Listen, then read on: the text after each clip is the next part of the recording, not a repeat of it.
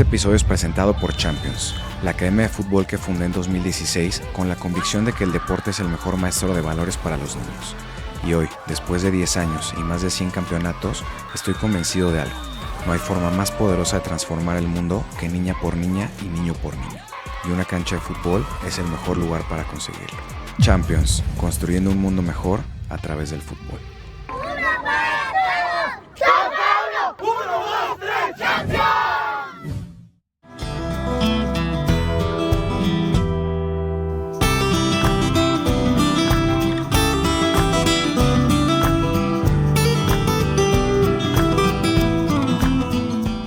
Bienvenidos Superpapás a un episodio más. Yo soy Juan Carlos Gutiérrez García, papá, escritor, licenciado en Derecho, psicólogo en formación y empresario deportivo, con más de 10 años trabajando con niños a través del fútbol, pero sobre todo, alguien que como tú busca ayudar a construir un mundo mejor para nuestros hijos. Hoy tuve el gusto de platicar con Bere Rodríguez, de Bere Invierte, sobre educación financiera para toda la familia. Entre ahorro, inversión y un poco de su historia personal, compartió con nosotros grandes consejos para ayudar a nuestros hijos a desarrollar una relación más sana e inteligente con el dinero. También hablamos sobre el impacto que las redes sociales y las inversiones en línea están teniendo en las nuevas generaciones, que cada vez buscan resultados más rápidos y con menor esfuerzo. Espero que disfruten mucho esta plática y, como siempre, gracias por su apoyo y cariño. Bere, ¿cómo estás? Muy bien, gracias. Bienvenida. Encantada de estar aquí en tu podcast. Ay, muchísimas gracias, bienvenida. ¿Quieres un poquito de té? Claro que sí. Es la tradición del podcast, empezar con un poquito de té de manzanilla con menta. Perfecto. ¿Sí te gusta? Sí. Me encanta todo lo que sea té, café, amo el matcha. Yo igual, yo también. Me encanta. Oye, traemos un tema buenísimo, bueno, varios temas, ¿no? Que es la educación financiera para toda la familia, inversiones, emprendimiento. Creo que es súper valioso hablar de esos temas porque creo que todos están pasando de cierta forma una crisis de relaciones públicas, ¿no? Como que ahorita escuchas emprendimiento y ya te estás imaginando al cuate en internet en avión privado y los relojes y los coches. Entonces, pues parte de los mensajes más importantes hoy en día es decir que el emprendimiento sigue siendo algo positivo para la sociedad, algo real. Los pequeños emprendedores seguimos siendo el pilar de la economía y quitarnos esta idea de que emprender es hacer el siguiente Facebook, ¿no? Ser el multimillonario y que todo es riqueza y todo es dinero. Entonces te agradezco mucho por estar aquí. Gracias, tienes toda la razón. Mira, fíjate que nosotros hacemos mucha sinergia, tratamos mi esposo y yo de juntarnos con personas que nos aporten mucho valor, como familia, como pareja, como padres. Y muchos de nuestros amigos, en su mayoría, son o emprendedores o empresarios. Y hay una particularidad, ahorita, por ejemplo, somos muy amigos de la persona que está atrás de Churrerías Porfirio y todo este tema de franquicias. Y el otro día platicábamos con él y nos decía que el mayor reto que él encuentra hoy en día es que toda la gente quiere comprar la franquicia, pero no la quiere operar.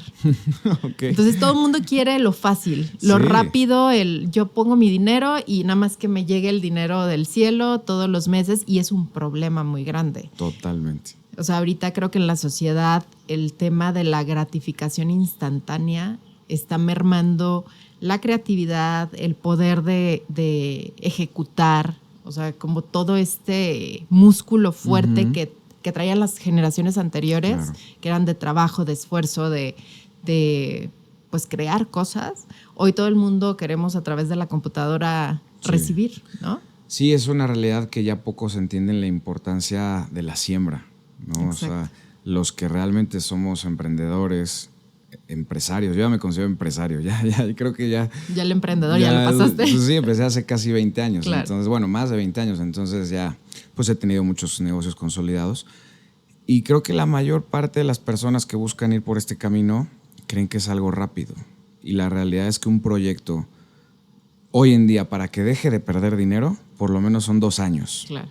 Para que empiece a generar ya utilidades importantes, yo creo que 4 años, y aún así siempre tienes que estar invirtiendo en el proyecto, siempre tienes que estar trabajando. O sea, no existe esta idea de poner a tu dinero a trabajar por ti, por lo menos no como la gente lo piensa. No es tan fácil como voy a invertir en esto y me voy a mi casa a esperar a que dé frutos. La realidad es otra totalmente. Incluso cuando escuchas las historias de los grandes emprendedores, o sea, me da mucha tristeza que los jóvenes cuando ven a Zuckerberg dicen, es que él se salió de la escuela para abrir Facebook y fue súper exitoso. Y no es así, o sea, hizo muchas cosas antes, era alguien altamente calificado en la industria en la que quería emprender. Y bueno, además de eso sigue siendo una historia una en un millón. Claro. Y la gente los jóvenes siguen creyendo que ese es el camino del emprendimiento. El camino del emprendimiento no es ese. Por ejemplo, algo de lo que a mí me pesa mucho escuchar con los influencers de riqueza es el tema de ser empleado, ¿no? Que siempre menosprecian a los empleados y les dicen minions y estás tirando tu vida casi, casi. Y yo digo, híjole, es que no debería ser así. Yo creo que el empleo es algo muy digno. El emprendimiento no está al alcance de todos, no siempre está en determinadas etapas de tu vida. Incluso son compatibles. Yo conozco mucha gente que tiene su trabajo y que además emprende aparte o que apoya a otros emprendedores. Y digo, es algo muy bonito. Y creo que hoy más que nunca la sociedad necesita al empresario y al trabajador de la mano, porque somos las dos caras de una misma moneda. O sea, nosotros somos los que hacemos que el país funcione. Claro. No sirve el uno sin el otro. Fíjate que hace poco fui a un evento de Osotrava, Crack Summit, y estuvo Ninfa Salinas. Y digo, fue altamente criticada porque, pues, hija de... Pero la realidad es que su conferencia a mí me tocó muchísimo porque ella hablaba de la dignificación del empleo. Claro. Y entonces, cómo hoy en día esta narrativa social de el jefe, el emprendedor o el empresario es malo y nos está sobreexplotando, sí, ¿no? Sí, y entonces ya no hay que trabajar y menos horas y menos esfuerzo y menos todo. Y entonces eso creo que es lo que está sucediendo hoy en día y creo que estamos menospreciando el trabajo de la gente y los empleados también se sienten pues menos. Claro. Y creo que no se trata de eso, de lo que se trata es de ver pues todas las caras de la moneda y decir, a ver, o sea, hay que dignificar el empleo, hay que dignificar a los empresarios porque realmente somos los que movemos este país, claro. Somos los que pagamos impuestos, somos los que generamos empleo y tú ves la realidad, o sea, tú ves el número de empleos que genera un empresario y el número de empleos que genera el gobierno y, o sea, es una diferencia abismal. Claro. Oye, me encanta que haya tenido la conferencia sobre eso. Qué valioso. Sí. Yo he escuchado muchos de sus mensajes, he visto sus videos y se me hace valiosísimo su mensaje. Y digo, qué triste cómo la política ha puesto el blanco sobre nosotros como empresarios, nos ha puesto como los villanos, nos ha puesto como los explotadores, como bien dices tú. Híjole, la realidad es muy distinta. Y sabes que dijo algo muy importante. Realmente en México la cantidad de emprendedores o empresarios somos muchos, porque hasta la persona que está vendiendo tacos es un emprendedor. Entonces, ¿por qué sería mala esa persona? O sea, como que puso las dos caras de la moneda. O sea, desde el empresario de muchas empresas o muy grande hasta quien emprende con algo muy pequeño. Entonces, ¿por qué las dos personas tienen que ser malas? Pues mira, es que así es como opera el socialismo, ¿no? Y el comunismo. O sea, básicamente es enemistarnos a los que literalmente somos los burros. O sea, tanto los trabajadores como los empresarios somos los burros que jalamos la carreta. Claro. Los que van atrás es el gobierno. Entonces, para enemistarnos hace falta mucha propaganda. Y cuando un personaje político se dedica todas las mañanas a reforzar ese mensaje, pues bueno, terminamos en situaciones tan retadoras. No quiero decir mal, no quiero decir difíciles, tan retadoras, pero que estoy seguro que vamos a salir de esto, porque México, yo soy patriota al borde de la locura, ¿no? Yo creo más que nunca en mi país, creo que somos el mejor país del mundo, la mejor gente del mundo. No somos amos del universo, de verdad, porque no hemos querido y siempre encontramos la manera de salir adelante. Y esta no va a ser la excepción. Claro que sí. Confío en ti. Sí. Oye, ahora sí, platícame un poco sobre tu infancia. A mí me gusta conocer a las personas a profundidad y creo que la infancia es un momento muy bonito, muy importante que rara vez recordamos. Así que la idea es que siempre los invitados recuerden un poco de su infancia. Mira, yo también, a mí me encanta también la psicología. Yo sé que tú estás estudiando psicología y yo también soy muy analítica. Y efectivamente creo que la infancia marca a las personas, ¿no? La infancia como que te dice, o sea, tú quieres saber cómo es una persona, rasca y ve cómo fue su infancia. Yo vengo, o sea, mucha gente a mí me dice, es que tú del privilegio, ¿no? Vienes del privilegio y por eso hablas de educación financiera y de dinero. La realidad es que no, la realidad es que yo vengo de una familia bastante normal, o sea, clase media baja, más baja que media, de Hermosillo, Sonora. Yo soy de Hermosillo. Mi mamá viene de un pueblito y mi papá, pues, de una familia con bastantes carencias. Nosotros, yo todo el tiempo en mi casa escuché esto no es para nosotros. Yo estudié en escuelas públicas, nunca estuve en una escuela privada. O sea, fue un tema que yo decía, pero ¿por qué no? Y es que no nos alcanza, es que tú no puedes, es que después me vas a pedir cosas que yo no te puedo dar. Y entonces eso para mí fue como lejos de bajarme, fue un motor de, ¿y por qué no? ¿Por qué yo no puedo? Y por qué empecé a trabajar a los 8 años. Okay. O sea, era una niñita y mi mamá ya no me podía pagar clases de danza donde estaba en la academia y la maestra me dijo, bueno, o sea, tú eres muy buena y tú quieres seguir, da las clases de danza y no te cobro la mensualidad. ¿En serio? Y entonces empecé a dar clases de danza a los 8 años, le daba a las niñas más chiquititas. Y ya suceden ciertas circunstancias, mi maestra se enferma, le da cáncer, empiezo yo a dar clases de todas, o sea, ya de las más grandes y demás. O sea, ¿le diste en algún momento clases a niñas más grandes que tú? A señoras. Le di clases a señoras. Wow. Entonces, mi maestra pues ya estaba muy enferma, entonces ella estaba sentada y me decía, haz esto, esto y esto, y me iba dirigiendo y yo le daba la clase a las señoras. Perdón que te interrumpa, pero qué gran lección de vida, qué gran anécdota. Fue la primer maestra, bueno, aparte de mi mamá, fue la segunda mejor maestra que tuve de cómo lograr mis metas. O sea, porque mi mamá, pues sí fue un motor muy grande, me impulsó muchísimo dentro de sus carencias y sus limitaciones. Pero cuando yo empiezo a generar dinero a los 8 años, que me pagan 50 pesos la clase, y yo era feliz porque, o sea, era 1 hora y yo tenía 50 pesos. Entonces, para mí era como, o sea, puedo hacer algo que me gusta y recibir dinero. Y entonces empecé de esa forma. A los 15 años yo ya daba clases en un gimnasio de lo que hoy es Zumba, en aquel momento pues no existía, no era, o sea, no tenía una palabra como tal. Empecé a dar clases de baile para bajar de peso y me pagaban. A los 18, mis amigas organizan un viaje a Europa y entonces llego con mi papá y le digo, pa, quiero ir a Europa. Nunca me había subido un avión. Entonces es como de, mi papá, ¿cómo a Europa? Yo, por favor, o sea, yo voy a ahorrar junto, o sea, tú págame el boleto y yo junto para todo lo que necesite allá.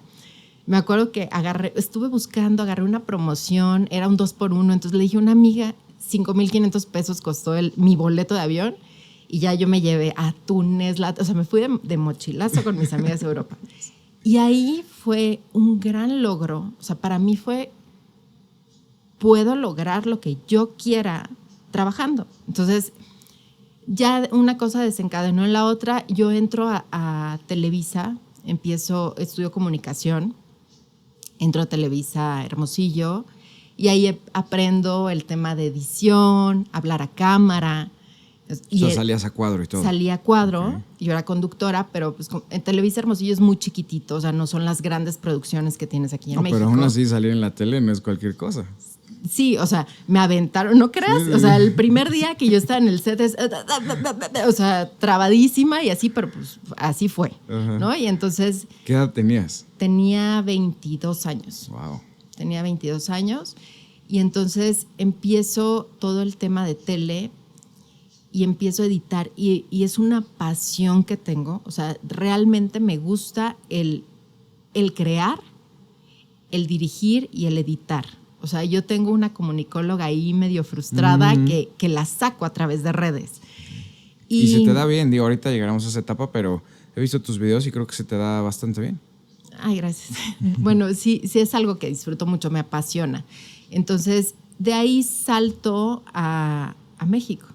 O sea, agarro y digo, yo quiero ser conductora. O sea, ya, te digo, mi infancia me marcó mucho en el sentido de yo voy a lograr, o sea, a mí no me van a decir que no puedo. O sea, porque ya traía esa vocecita. Lucho mucho contra eso. O sea, tengo un fuerte síndrome del impostor que todos los días estoy tratando de luchar contra él, pero es mi... Se me quiebra la voz, o sea, porque es una batalla fuerte. Y me enorgullezco mucho de mí misma, pero a la vez pues es algo complicado, ¿no? Que tengo que trabajarlo. ¿Y a qué le debes el síndrome del impostor? Porque es algo que se ha puesto muy de moda, ¿no? Lo escuchamos recurrentemente. ¿De dónde viene? ¿Por qué a veces nos pasa? Yo creo que es inseguridad 100%. O sea, es el... No sé, o sea, creo que soy una mujer sumamente capaz y sumamente preparada, pero no termino de hacer el clic, ¿sí me explico? O sea, yo lo sé, pero yo misma me estoy con esa vocecita, me exijo demasiado. No sé si venga a raíz de eso, que sigue siendo la vocecita de esto no es para ti, esto, o sea, son herencias invisibles que traemos. Sí, que también es un poco de perfeccionismo, ¿no? Quieres hacerlo todo súper bien. Fíjate que yo tengo el opuesto, ¿no? O sea, creo que puedo hacer todo.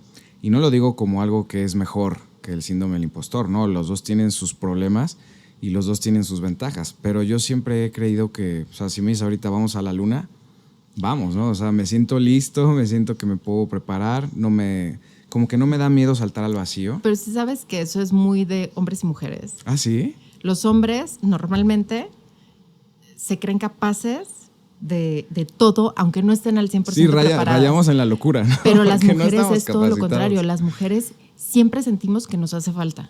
Okay. Es un tema de género. Fíjate que no lo había notado porque me gustan mucho pues, podcasts que hablan de estos temas y lo he escuchado a muchos hombres y incluso gente cercana, pero no lo había pensado que sí. Quizás por la sociedad en la que vivimos pues hay una tendencia a que a las mujeres les dé más porque pues están acostumbradas a que se les diga no puedes, quédate callada, no des tu opinión, no retes al sistema, ni al sistema familiar, ni al sistema social. Entonces sí hace todo el sentido del mundo. Sí. Y a los hijos, sobre todo a los mayores, no sé si en mi generación, pero por lo menos en la de mi papá, mis tíos, siempre el mayor era casi un semidios encarnado, ¿no? El que todo podía, el magnífico en todo. Y ahorita pues ya están cambiando las cosas y seguramente en unos años va a estar más parejo, ¿no? Sí, o sea, sí es un tema de género 100%. En algún momento lo leí en algo, o sea, sí es algo que tengo como... Y de hecho tú lo puedes ver, o sea, un hombre... ¿Qué pasa? Se acaba de bañar y pasa por el espejo y es... ¿no? Qué fuerte qué está. Fuerte. O sea, no dice que gordo, que, o sea, ya estoy más viejo. No. Y una mujer, o sea, te ves al espejo y es de, ¡ay! Ya subí de peso, ya me siento acá. Ya, o sea, como que siempre traes esa carga emocional de que no eres suficiente, ¿no? Pero bueno, independientemente de eso, te digo, creo que lejos de... O sea, sí es algo con lo que batallo, pero sé que me ha impulsado muchísimo y me ha forjado y me ha dado ese carácter de poder decir, no importa, o sea, la meta que yo tenga, la voy a lograr. O sea, no es imposible y sé que lo puedo hacer. Y eso es lo que quiero transmitirle a la gente. Claro. O sea, independientemente de mis fantasmas y de mis herencias invisibles que traigo y que tengo que trabajar, sé que cuando alguien tiene una meta clara y hace todo lo posible con disciplina para lograr esa meta, lo puede hacer.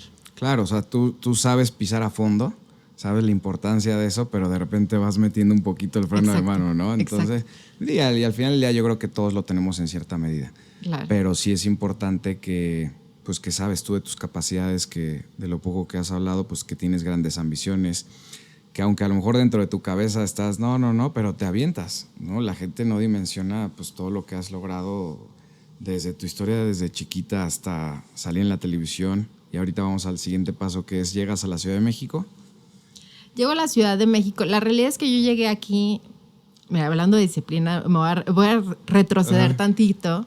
Es un tema de mucho de mente y de cabeza. O sea, yo me acuerdo cuando dije, voy a ir a Televisa, estuve 2 años obsesionada con el tema de voy a llegar a Televisa México. Y seguro querías llegar al mejor programa, ¿no? Sí, sí. O sea, ti, yo iba a partir plaza aquí en Televisa México. Entonces, estuve 2 años enfocada, obsesionada. O sea, yo me acuerdo que me metía, porque la única forma en la que yo podía saltar de Televisa Hermosillo a Televisa México era a través del CEA.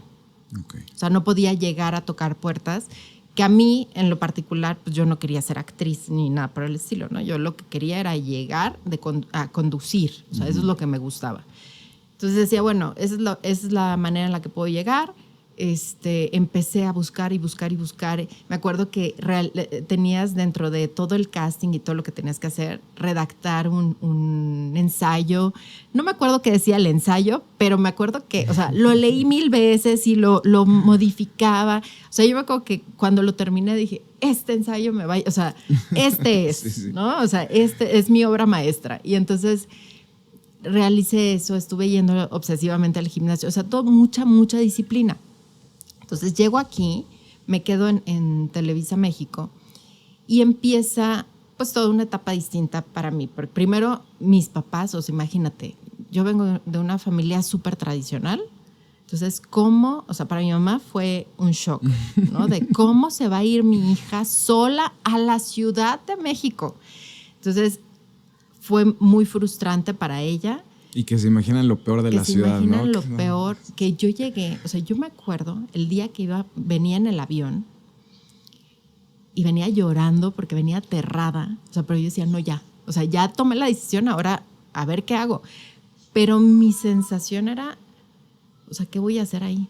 O sea, ahí en el avión me empezó a dar miedo y veía la Ciudad de México enorme, o sea, las lucecitas que llegué de noche y yo temblando, o sea, ¿qué voy a hacer? ¿Qué voy a hacer? O sea, llegué a casa de un amigo de mi papá que estuve 1 mes con él, le agradezco muchísimo, o sea, en lo que conseguía casa y demás, pero no lo conocía. O sea, yo no sabía ni siquiera quién era. O sea, yo, hola, soy la hija de Carlos, o sea, ¿no? Y entonces, me sentía literal como la India María, con sus 2 cajitas así en el aeropuerto, o sea, mis 2 maletitas en el aeropuerto de, ¿qué es esto? O sea, esto es enorme. Y entonces me adapté bastante rápido. Pasaba todo mi día en clases, en Televisa, preparándome y demás. O sea, ¿llegaste a estudiar? Llegué a estudiar 2 años. Y ya después, o sea, te estabas preparando para entrar en conducción. Sí. ¿O hiciste las 2 cosas simultáneamente? No, tenía que terminar mis 2 años. Fue 2 años de actuación. Y terminando ahí, pues a picar piedra, ¿no? Realmente, ya una vez que concreté mi educación, me di cuenta que no es un ambiente. Fueron los 2 años más feos de mi vida. O sea, eso sí te lo puedo decir. Mucho estrés, mucho estrés. Realmente yo nunca me sentí una mujer fea, gorda, o sea, muchas cosas que en esos 2 años eran más vocecitas, ¿no? Ya traía una vocecita y traía acá es que tienes que bajar de peso, es que estás muy alta. Eso era el ambiente, la cultura de ese medio la que te atacaba. El ambiente era muy feo, era muy hostil, es un ambiente en el cual no sabes quién es tu amigo, quién es tu aliado, todo el mundo, si puede, pasa encima de ti. Entonces, realmente muy estresante, muy desgastante y digo, esto no es para mí. Qué valioso mensaje para los que nos están escuchando, que tienen hijos, que tienen hijas, que quieren ir por ese camino, que sepan la realidad, ¿no? Lo que vemos en una pantalla es una cosa, pero atrás es otro mundo. Sí, la realidad es que, digo, hay mucha gente que le va bien y que aprende a llevar ese tipo de ambientes, pero para mí era muy difícil. O sea, yo soy una persona que a mí me gusta, soy franca y soy soy muy auténtica. No me gusta el tener que señor, pase, adelante. Y eso me costaba mucho trabajo porque pues aquí sí la gente, como que mucho el tema de jerarquías y es que viene tal persona. Sí, sí, es una cultura muy cuestionable. Es muy difícil. Entonces, para mí no resonó y sí llegó un momento en el que dije, esto no va a funcionar. Conozco a mi esposo, a mi pareja actual y sí, un momento me acuerdo que llegué llorando, que estaba muy frustrada y me dijo, ¿qué haces? Claro. O sea, no necesitas esto. Y ahí tomé la decisión y entonces empezamos. Él es muy emprendedor, es empresario ya, pero, o sea, hemos pasado por N cantidad de emprendimientos y a raíz de esa decisión, pues empezamos con salones de belleza, ¿no? Dije, ok, voy a poner salones de belleza. Y pusimos salones de belleza, estuvimos muchos años con los salones muy bien. Luego abrimos un restaurante. O sea, hemos pasado por diferentes giros y diferentes... Cada viaje que hacemos, o sea, es... ¿Y ahora qué vamos a emprender? No, pues tal cosa. Y empezamos a hacer nuestro business plan y entonces y llegamos y hacemos. Y hemos fracasado muchas veces también. Pero también eso nos ha dado la resiliencia y el perder el miedo. Él es todo lo contrario a mí. O sea, yo soy más cautelosa, yo soy más, más analítica y él es todo lo contrario. Vamos, ¿no? Primero hacemos y después vemos cómo. Y entonces hemos encontrado un equilibrio muy padre porque cuando él está desbordado, yo lo freno. Okay. Y cuando yo estoy con el freno de mano, él me avienta. Entonces está interesante. Sí, se complementan súper bien. Sí. Oye, esa es otra verdad que nadie dice sobre el emprendimiento, que está lleno de fracasos. Claro. El 99% del éxito se compone de fracaso. Y la gente cree que cuando un emprendedor falla, es un gran fracaso. Y no, simplemente es parte de la vida de un emprendedor. Exacto. O sea, y al final del día también tienes que jugar a los porcentajes. Dices, bueno, con que el 20% de mis emprendimientos me funcionen, a veces con que uno funcione, ¿no? Hay gente que de repente escuchas que se hicieron multimillonarios a los 50, 60 años y crees que es suerte, pero cuando empiezas a ver su currículum de fracasos, en el buen sentido, es muy impresionante todos los proyectos que han hecho. Es que es muy interesante cómo vemos el fracaso, porque el fracaso lo vemos como algo malo y realmente cada fracaso te acerca más a tu meta. O sea, cada fracaso que tienes es una oportunidad más de cambiar para lograr llegar a donde quieres llegar. Y realmente, como tú lo dices, o sea, nosotros tenemos un amigo que ahorita tiene o sea, está forradísimo en dinero. Y él, a su esposa la conoció a los 16 años. O sea, llevan muchísimos años juntos. Han pasado por 3 quiebras financieras totales. O sea, de no tener ni casa, ni comida, ni nada, hasta que logró dar en el clavo y ahorita, o sea, viven, pero súper holgados, o sea, llevan una vida realmente de millonarios que tú dices, o sea, ¿cómo es? No lo puedes dimensionar cuando hace 15 años estaban quebradísimos. Sí, es que el fracaso no es malo, es necesario. Es necesario. Ahora, también hay casos donde esta historia es bonita porque logró reponerse, pero hay otras historias súper trágicas de empresarios, emprendedores que no lograron salir adelante, que terminan perdiéndolo todo, ¿no? O sea, yo siempre digo que sí gran parte de este trabajo es el apostar, pero siempre tienes que hacerlo con mucha sabiduría, ¿no? Porque claro. Yo creo que ahí, por ejemplo, o sea, yo hablo mucho de eso, ¿no? Del fracaso. Hablo mucho de que tienes que empezar, o sea, tienes que empezar porque te vas a equivocar. Y tienes que empezar lo antes posible para que te equivoques las más veces posibles en una etapa de tu vida en la que no importa que te equivoques. Claro. Porque no es lo mismo equivocarte a los 20 que equivocarte a los 50 cuando ya tienes familia e hijos. Claro, exacto. Entonces, tienes que empezar, o sea, a mí me gusta mucho pasar ese mensaje a los jóvenes. Empieza ahorita, con lo que tengas, con lo que puedas. No importa, si lo pierdes, ¿por qué lo vas a perder? Que sea lo menos, ¿no? Porque a los 20, a los 30, ¿cuánto puedes perder? Claro, no tienes hijos, no tienes esposa, a lo mejor vives con tus papás o por lo menos sabes... Tienes menos miedo. Sabes que vas a tener una cama y un plato de comida si todo sale mal. Ya cuando eres grande, ya hay ciertos riesgos que ya no puedes... Te tienes que volver mucho más prudente y moderado en las apuestas que haces. Ese es el perfil del inversionista. O sea, un inversionista mide su riesgo dependiendo de la etapa en la que está. Sí, qué importante. Oye, ¿y cómo empiezas a...? Bueno, abren el restaurante. ¿Ese fue como que su último emprendimiento en físico? Bueno, nosotros tenemos ahorita una constructora, Ajá. una inmobiliaria y la desarrolladora. Ok. Entonces, como que esos son hasta ahorita nuestras ya empresas con las que yo espero nos quedemos muchísimo tiempo. Digo, tenemos ciertos negocios independientes, pero así como, o sea, por ejemplo, los demás emprendimientos me gustaban, no me apasionaban como lo que estamos haciendo el día de hoy. Claro. Entonces, sí, te podría decir que el restaurante fue como, o sea, un día dije, cierro cortina, ya no vuelvo a hacer esto, porque a nosotros nos gusta mucho cocinar, a mi esposo y a mí. Y siempre hacíamos muchas reuniones, como que la comida es, Sí, ¿no? sí. Es el agasájense todos y vengan y disfrutemos.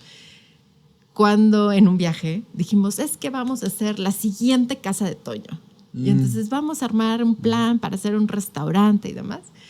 Cuando ya lo ejecutamos, que dijimos, no, o sea, esto es demasiado demandante, no podemos, cerré cortina y se acabó el emprendimiento. O sea, ahí dije, y sí fue fuerte porque pues al final un restaurante lleva mucha inversión. Claro. Pero mi salud mental vale más. Sí, yo pasé por ese camino.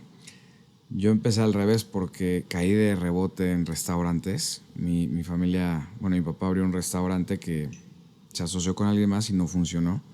Y yo era como el bomberazo de mi papá. Cuando invertía en algún negocio que fracasaba, me decía, Juan Carlos, sálvalo, encárgate. Entonces yo no sabía cocinar, no sabía de verdad, o sea, yo no entendía por qué el arroz se hacía suavecito, por qué unos huevos eran estrellados y otros revueltos, o sea, no sabía nada.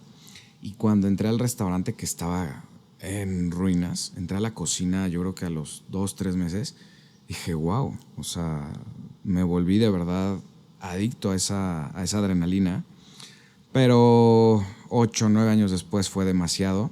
Y la ironía es que la gente que se mete en eso para cocinar, terminas sin cocinar. O sea, como dueño de un restaurante, el último de tus trabajos es cocinar. A mí ya no me gusta hacer comidas. O sea, ya prefiero comprarlas y que vengan a mi casa y agasajarlos que pasarme toda la tarde cocinando. Y antes era algo que disfrutaba muchísimo. Yo lo sigo disfrutando, pero sí también cuando... Yo cerré, pero tuve la suerte de que los vendí. O sea, los vendí, pero sí llegó un punto en que dije, no puedo un día más, ¿no? O sea... Sobre todo el tema de manejo de personal es el que me costó mucho. El control de calidad. O sea, tener un restaurante es relativamente fácil.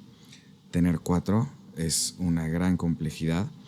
Y también llegó un punto en que dije, bueno, si quiero realmente triunfar en este medio, va a implicar muy poco tiempo con la familia. O sea, yo no estaba casado ni tenía hijos, pero yo lo visualizaba. Siempre mi mayor sueño había sido casarme y ser papá. Y no quería perderme un partido de fútbol, una cita con el pediatra, o sea, quería ser ese tipo de papá presente y dije, no hay manera de tener eso aquí. Entonces dije, pues los voy a vender ahorita que las cosas están bien, nos vamos dignamente y fue ahí cuando decidí emprender en mi academia de fútbol, que ahorita pues es el 95% de mi tiempo se lo dedico a eso. Qué padre, qué interesante porque... Ahorita que hablas, o sea, que dices, yo siempre toda mi vida quise ser papá y tener una familia. Yo también. Pero hoy en día lo escuchas en las nuevas generaciones que no quieren. O sea, no se quieren casar, no quieren tener hijos. Y entonces yo asocio mucho el tema también financiero a eso. Claro. O sea, el tema de inversiones, de finanzas, pues va muy de la mano con las metas de vida que quieres tener. Hoy en día las generaciones son bastante egoístas, por así decirlo. O sea, todos quieren la gratificación instantánea, el poder viajar, el poder tener la calidad de vida que te muestran las redes sociales y están dejando de lado todo el tema familiar porque no se creen suficientes, o sea, no creen que puedan lograr tener el suficiente dinero para poder solventar una casa, una familia, unos hijos. Mira, lo triste es que sí en parte tienen razón. O sea, es muy lamentable el sistema económico en el que vivimos, que ojo, no es culpa de los empresarios, no es culpa del capitalismo. Yo creo que ya se salió de control el tema de las megacorporaciones, ¿no? O sea, no es normal que el precio de la vivienda, de la alimentación, de la educación, ya no tenga ninguna correlación con lo que ganan los jóvenes. Entonces, sí creo que hay un componente de esta cultura del egoísmo, la egolatría, pero también haciendo las cuentas, muchos no están tan perdidos, porque sí, es cada vez más difícil y está cada vez al alcance de menos personas el tener una vida digna. Deja tú para una familia, para uno mismo. ¿Y no crees que también es mucho el tema de que también estamos gastando en cosas que antes la gente no gastaba? Supuesto. O sea, yo estoy de acuerdo contigo que el precio de la vivienda o el precio de muchas cosas básicas no están acorde a los salarios, ¿no? Pero también tú ves que, o sea, tú ves, es quincena y todos los restaurantes están llenos. Sí. Todos los restaurantes están llenos. Todo el mundo trae un coche nuevo. O sea, antes nuestros papás, no sé, tus papás, mis papás, o sea, no cambiaban de carro. Compraban un carro y se quedaban con ese carro años. No, hoy en día, cada 3, 4 años, o sea, ves a la gente que cambia el coche y cambia el coche y cambia el coche. Y todo el tiempo estamos endeudados. Tienes toda la razón. O sea, sí gastamos mucho en aparentar y poco en vivir bien. Gastamos mucho en viajes, gastamos mucho en experiencias, gastamos mucho en cosas que hoy es calidad de vida. Pero por esas experiencias estamos sacrificando la verdadera calidad de vida. Totalmente. Sí, tienes toda la razón. Y mucho es parte del mensaje que quiero cambiar. Escribí un libro de emprendimiento que se llama Futuros Emprendedores. Y hablo mucho de eso, o sea, el dinero está bien porque es necesario, ¿no? O sea, el que diga que el dinero no es importante, probablemente heredó mucho dinero de sus papás. O sea, el dinero sí es importante porque todo cuesta. Yo creo que es cuestión de tiempo para que nos empiecen a cobrar por el aire. Pero no debe de ser un fin, debe de ser, o sea, debes de enfocarte en la causa y el dinero vendrá como una consecuencia. Pero si la causa es el dinero, o sea, si solamente quieres ganar dinero por ganar dinero, ahí es donde empezamos con estos jóvenes que quieren invertir en, veto a saber en criptomonedas y hacerse ricos para el siguiente mes, ¿no? Entonces hay que cambiar esta cultura en los jóvenes, enseñarles que el trabajo sigue siendo la manera más importante o quizás la única manera de generar riqueza. O sea, el trabajo y el crimen, ¿no? O sea, creo que solo hay 2 opciones. Forma lícita el trabajo. Bueno, hasta los criminales trabajan, ¿no? Hasta cierto punto. Entonces, quiero frenar estos mensajes que vemos en redes todo el tiempo de riqueza material. Porque me gustó mucho lo que dijiste. Creo que la riqueza está más en la familia, está más dentro del hogar, está más en cómo cultivas tu persona que en las experiencias. Sí, no, y las experiencias, a ver, están bien. O sea, sí tienes que tener cierto dinero destinado al entretenimiento y a tu recreación, pero la realidad es que pues, hoy en día todo es recreación y todo es sí, no puede ser la única prioridad. Sí, no, y entonces yo creo, o sea, yo hablo mucho, ahorita estamos desarrollando, bueno, ya está desarrollado, es una metodología, se llama Bimagnate, en el cual quiero hacer eso, o sea, quiero llevar a la gente desde desarraigar todo el tema de las herencias invisibles. O sea, de cómo sí tu infancia te marca, pero depende de ti de cómo lo tomas, ¿no? Claro. Es como el hijo del alcohólico. Claro. O sea, hay de 2. O te vuelves alcohólico o no bebes una gota de alcohol. Sí, entonces, totalmente. Es reconocer de dónde vienes y qué haces con eso. Y entonces, a raíz de ahí, de tener esa... O sea, saber reconocerte, puedes empezar a avanzar y empezar a subir ciertos peldaños. Tengo 5 fases que va desde los cimientos, construcción, techo, corona, hasta llegar a empezar a generar patrimonio. Porque hoy en día la narrativa es esa. La narrativa es no compres inmuebles, no gastes en cosas que, ¿no? O sea, todo mételo, la bolsa, ingresos pasivos. Y sí, o sea, realmente lo que te va a dar tu libertad financiera son los ingresos pasivos. Pero tú no puedes llegar a los ingresos pasivos sin primero tener un fondo de emergencia. Y además, seamos sinceros, ¿qué cantidad de personas tienen al alcance suficiente capital como para generar ingresos pasivos? O sea, ese es un mensaje, sí, no es falso, pero es aplicable para el 1% o menos de la población mundial. Y el problema es que muchos están pensando a sus 30 años cómo generar ingresos pasivos. Y no, ahorita preocúpate por generar mucho dinero de tu trabajo, del trabajo físico. Ya después, unas décadas más adelante, ya puedes decir los ingresos pasivos. Pero ¿sabes qué? Creo que el mayor problema es el orden. O sea, si alguien no tiene orden, porque a nosotros nos pasó. A ver, yo no soy financiera. O sea, yo hablo de finanzas en familia y finanzas personales porque nosotros estuvimos en un momento, mi esposo y yo, en un momento muy crítico en nuestra relación porque él generaba mucho, pero no tenía una educación financiera. Y yo soy de trabajo y guardo. O sea, sí, eran el yin y el yang, ¿no? Entonces, de repente, o sea, llegaban carretonadas de dinero y era, ¿y dónde está el dinero? No, pues compramos esto y esto y esto. Y, o sea, ¿y cuándo vamos a empezar a hacer cosas para nosotros? No, pues hasta que un día, o sea, yo tuve un punto de quiebre con él muy fuerte en el cual nos corrieron de un departamento. O sea, de que acabábamos de regresar de un viaje, no teníamos dinero para pagar la renta, estuvimos 3 meses sin pagar la renta y nos dijeron, gracias, regrésenme al departamento. Okay. Un departamento muy lindo en el que yo era muy contenta. Entonces, yo estaba muy contenta. Entonces... Y a pesar de que tenían de repente estas entradas fuertes de dinero. Y ahí fue cuando dije, a ver, papacito, o nos alineamos o se acabó. Sí. Yo ya estaba con bebé. Entonces, fue muy fuerte para mí no tenemos absolutamente nada. Y entonces a raíz de ahí empiezo ya con él a sentarnos y a decir, a ver, no, tenemos que ordenar. O sea, no es posible que estemos ganando esto y estemos gastando el doble, ¿no? Y estemos endeudados y estemos con el estrés a tope. Entonces, creo que lo más importante es empezar a ordenar, empezar a hacer un presupuesto. O sea, eso es lo básico, porque no importa lo que trabajes, si ganas $1 y te gastas 2. Sí. Entonces, primero hay que ordenarse. Y puede ser que no lo sepas.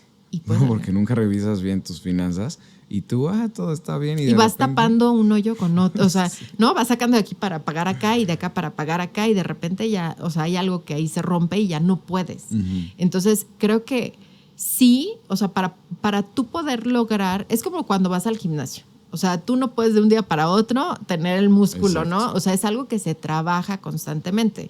Pero primero tienes que empezar con el calentamiento, porque si no te lastimas. Sí. Y también en el gimnasio son años, ¿eh? Y también son ahí años. Tampoco es en meses, es en años. Entonces, eso es lo que yo quiero llevar a la gente. O sea, eso es lo que viene en mi programa, en el empezar desde el orden. O sea, cómo te ordenas, cómo empiezas, cómo generas, cómo guardas, cómo vas acumulando. También el hecho del fondo de emergencia es bien importante, no nada más tener un ahorrito, porque cuando tú empiezas a invertir, que hoy en día todo es invierte, o sea, invierte en cripto, invierte en la bolsa, invierte en inmuebles.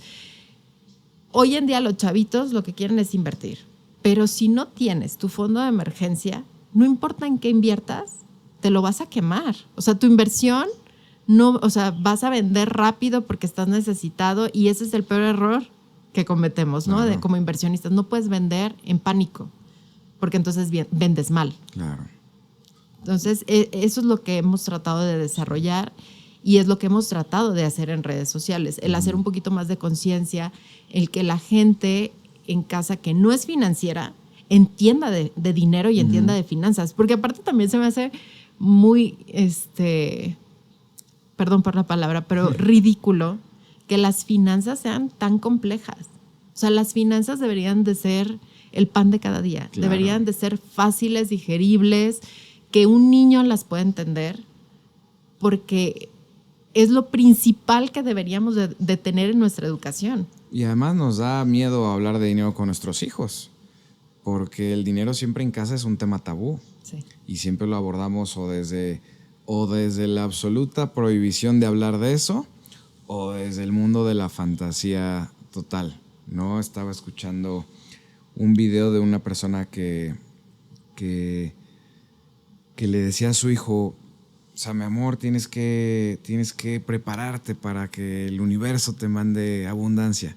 Digo, sí, o sea, sí es una parte quizás, pero es el 1%. El 99% es el trabajo duro y útil para la sociedad, porque yo creo que una de las principales premisas de la educación financiera para los niños debe de ser, entre más personas impactes y de manera más positiva, más dinero vas a ganar.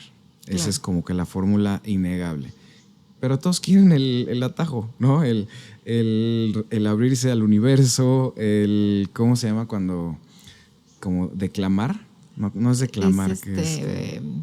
Declarar, ¿no? Sí, hay una palabra así. Y digo, está muy bien. O sea, afirmaciones. Sí. Afirmaciones. A mi esposa le gusta mucho hacer su vision boards, donde pone como los... Sí funciona, ¿eh? Sí funciona porque me tiene a mí trabajando todo el día para cumplirlo. Pero digo, bueno, sí es una parte importante el visualizar, el pedir al universo, claro, pero no podemos ir omitiendo la parte importante y crítica que es el trabajo. Es que volvemos al ejemplo del gimnasio. O sea, es como si tú vas y calientas y ya te vas del gimnasio. O sea, al final es el primer paso. O sea, empieza todo en la mente. O sea, por eso te digo, yo batallo mucho con mi mente, porque sí, o sea, todo el tiempo estoy... Y tengo al angelito y tengo al diablito, ¿no? Al que me está diciendo sí puedes y al que me está diciendo no puedes. Entonces es un tema de mucho trabajo mental, porque eso es el primer paso. Sí, ojo, sí es indispensable el que tengas una mentalidad positiva, porque en el emprendedor la mentalidad sí es un porcentaje importante. O sea, es un despertarte todos los días y decir, buenos días, México. O sea, se está cayendo el país y tú, está padrísimo. O sea, todo hoy, para mí está increíble el día de hoy. O sea, así tienes que levantarte. Sí, porque la realidad del emprendimiento es que no hay días malos, más bien hay algunos días buenos, ¿no? Sí. O sea, siempre son problemas por resolver. Y, o sea, ojo, yo digo no caer en lo mágico, en el pensamiento mágico, pero la mentalidad sí es fundamental. Es que de ahí ya te tienes que ir al gimnasio, ¿no? O sea, te levantas con toda la actitud y de ahí te vas al gimnasio y entonces calientas y después empiezas con tu entrenamiento fuerte para empezar a ver resultados en unos meses o años. Sí, y no desmotivarte al día siguiente que vas al espejo y no veo ningún cambio. Tienes que seguir. O si te duele, volver a ir. O si te da flojera. O si te da flojera. Eso es la disciplina. Sí. Entonces, yo también me gusta mucho hacer referencia al tema de motivación y disciplina. O sea, la motivación es eso, el pararte con toda la actitud, porque ese día amaneciste. Pero la disciplina es hacerlo todos los días. Sí, la quieras o no quieras. Porque la motivación es efímera, la motivación es un día, es una chispa, es un momento. No se puede depender de ella. Pero la disciplina es lo que te da los resultados. Sí. O sea, uno ve el partido de los grandes tenistas y dices, ¡ay, qué padre! O sea, ¡Qué suerte! Que ganó, increíble. O sea, es un crack. Pero tú no ves todo el entrenamiento que lleva detrás y los años y el esfuerzo y las horas diarias que dedica para poder hacer ese partido. Sí, la disciplina es la moneda de cambio para conseguir el éxito. Entonces, y el trabajo es la disciplina.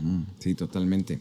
Oye, vamos ahora sí de lleno al tema de las redes sociales. Tienes una comunidad muy grande, tienes videos muy buenos.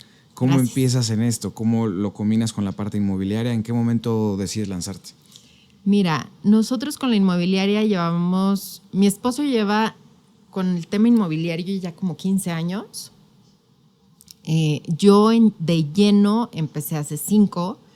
Él tiene la constructora, se dedicaba como mucho al tema industrial y empezamos con el tema residencial.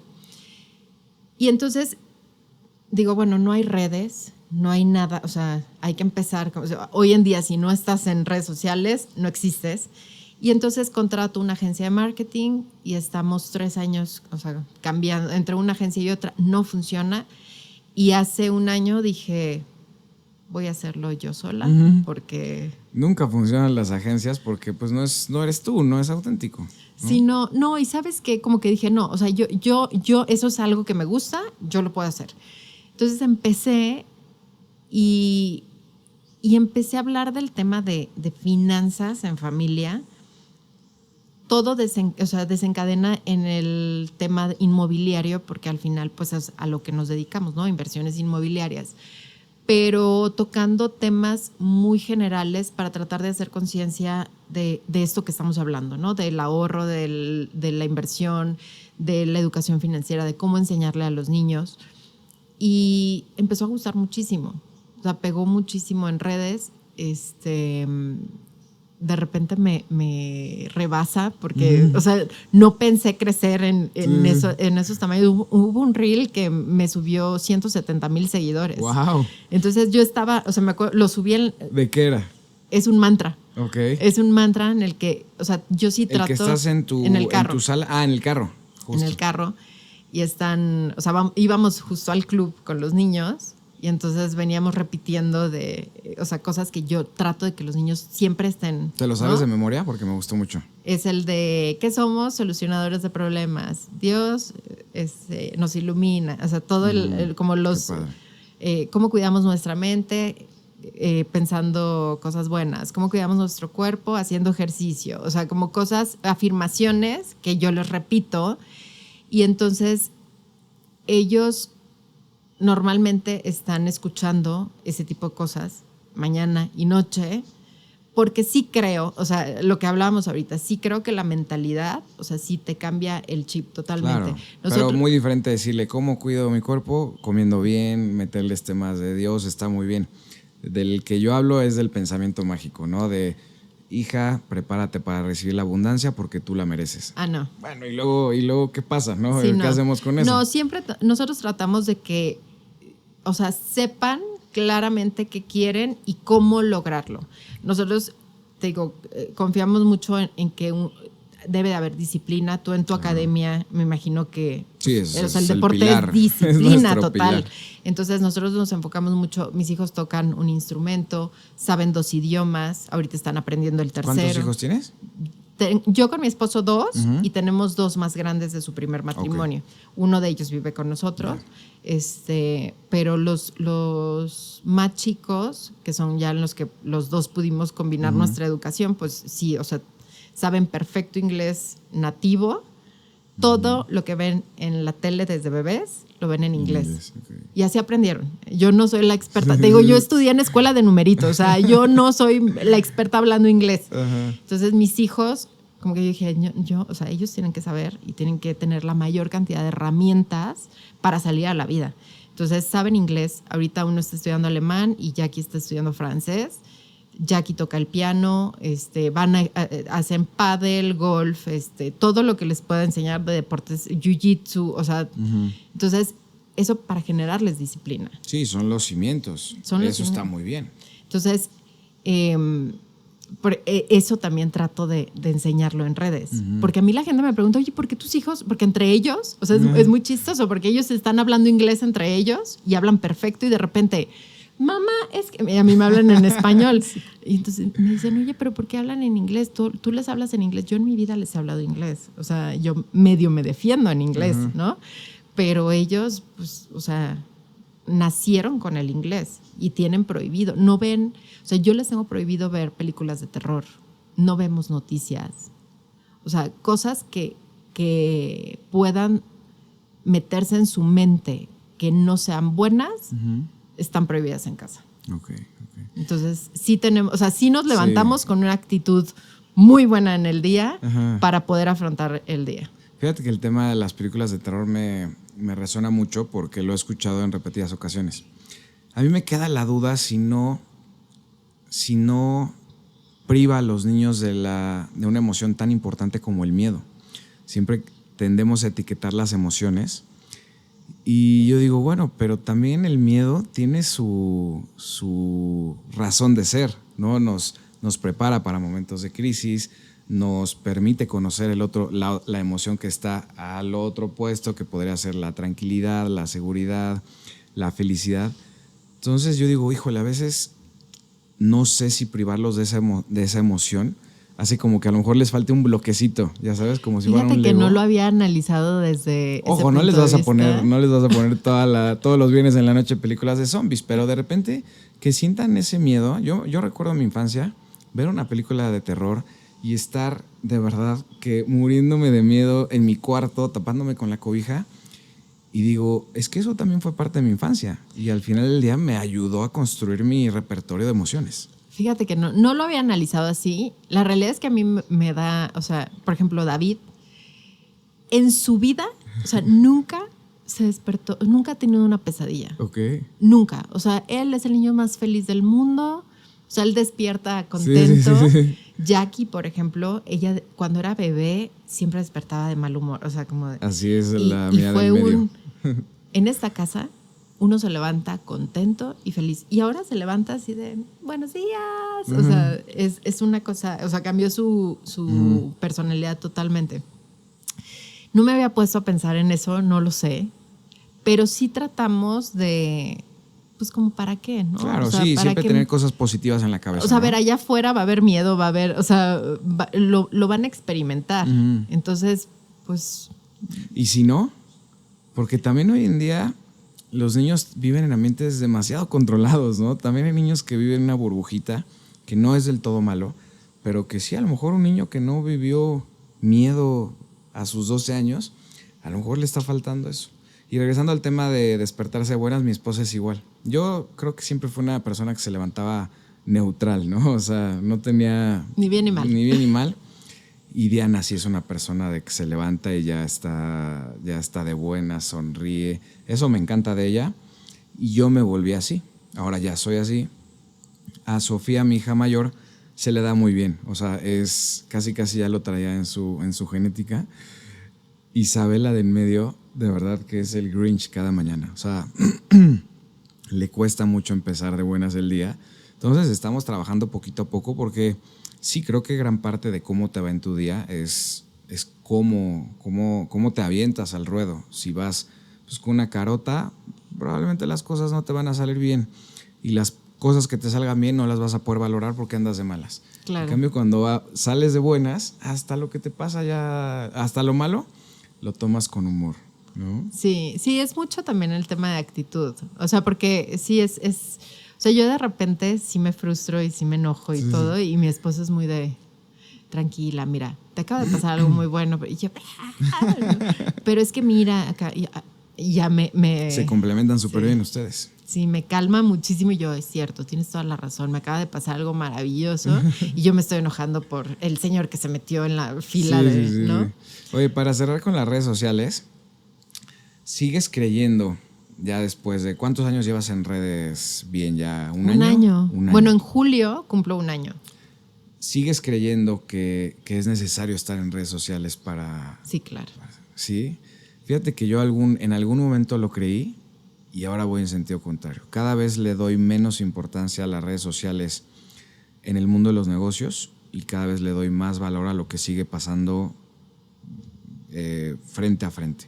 O sea, si mis hijas estuvieran en edad de emprender un negocio, lo primero que todos los jóvenes van a hacer es abrir su cuenta de Instagram y creen que eso es lo que va a impulsar su negocio. Yo les diría, híjole, hasta que no de verdad tengan 10 clientes que estén facturando, que realmente tengan un trabajo real, ni se meten a redes sociales. Es que es muy difícil. O sea, el tema de redes sociales, o sea, sí es un tema que nosotros hemos hablado mucho, porque sí creo que hoy en día tienes que hacer marca personal, sí o sí.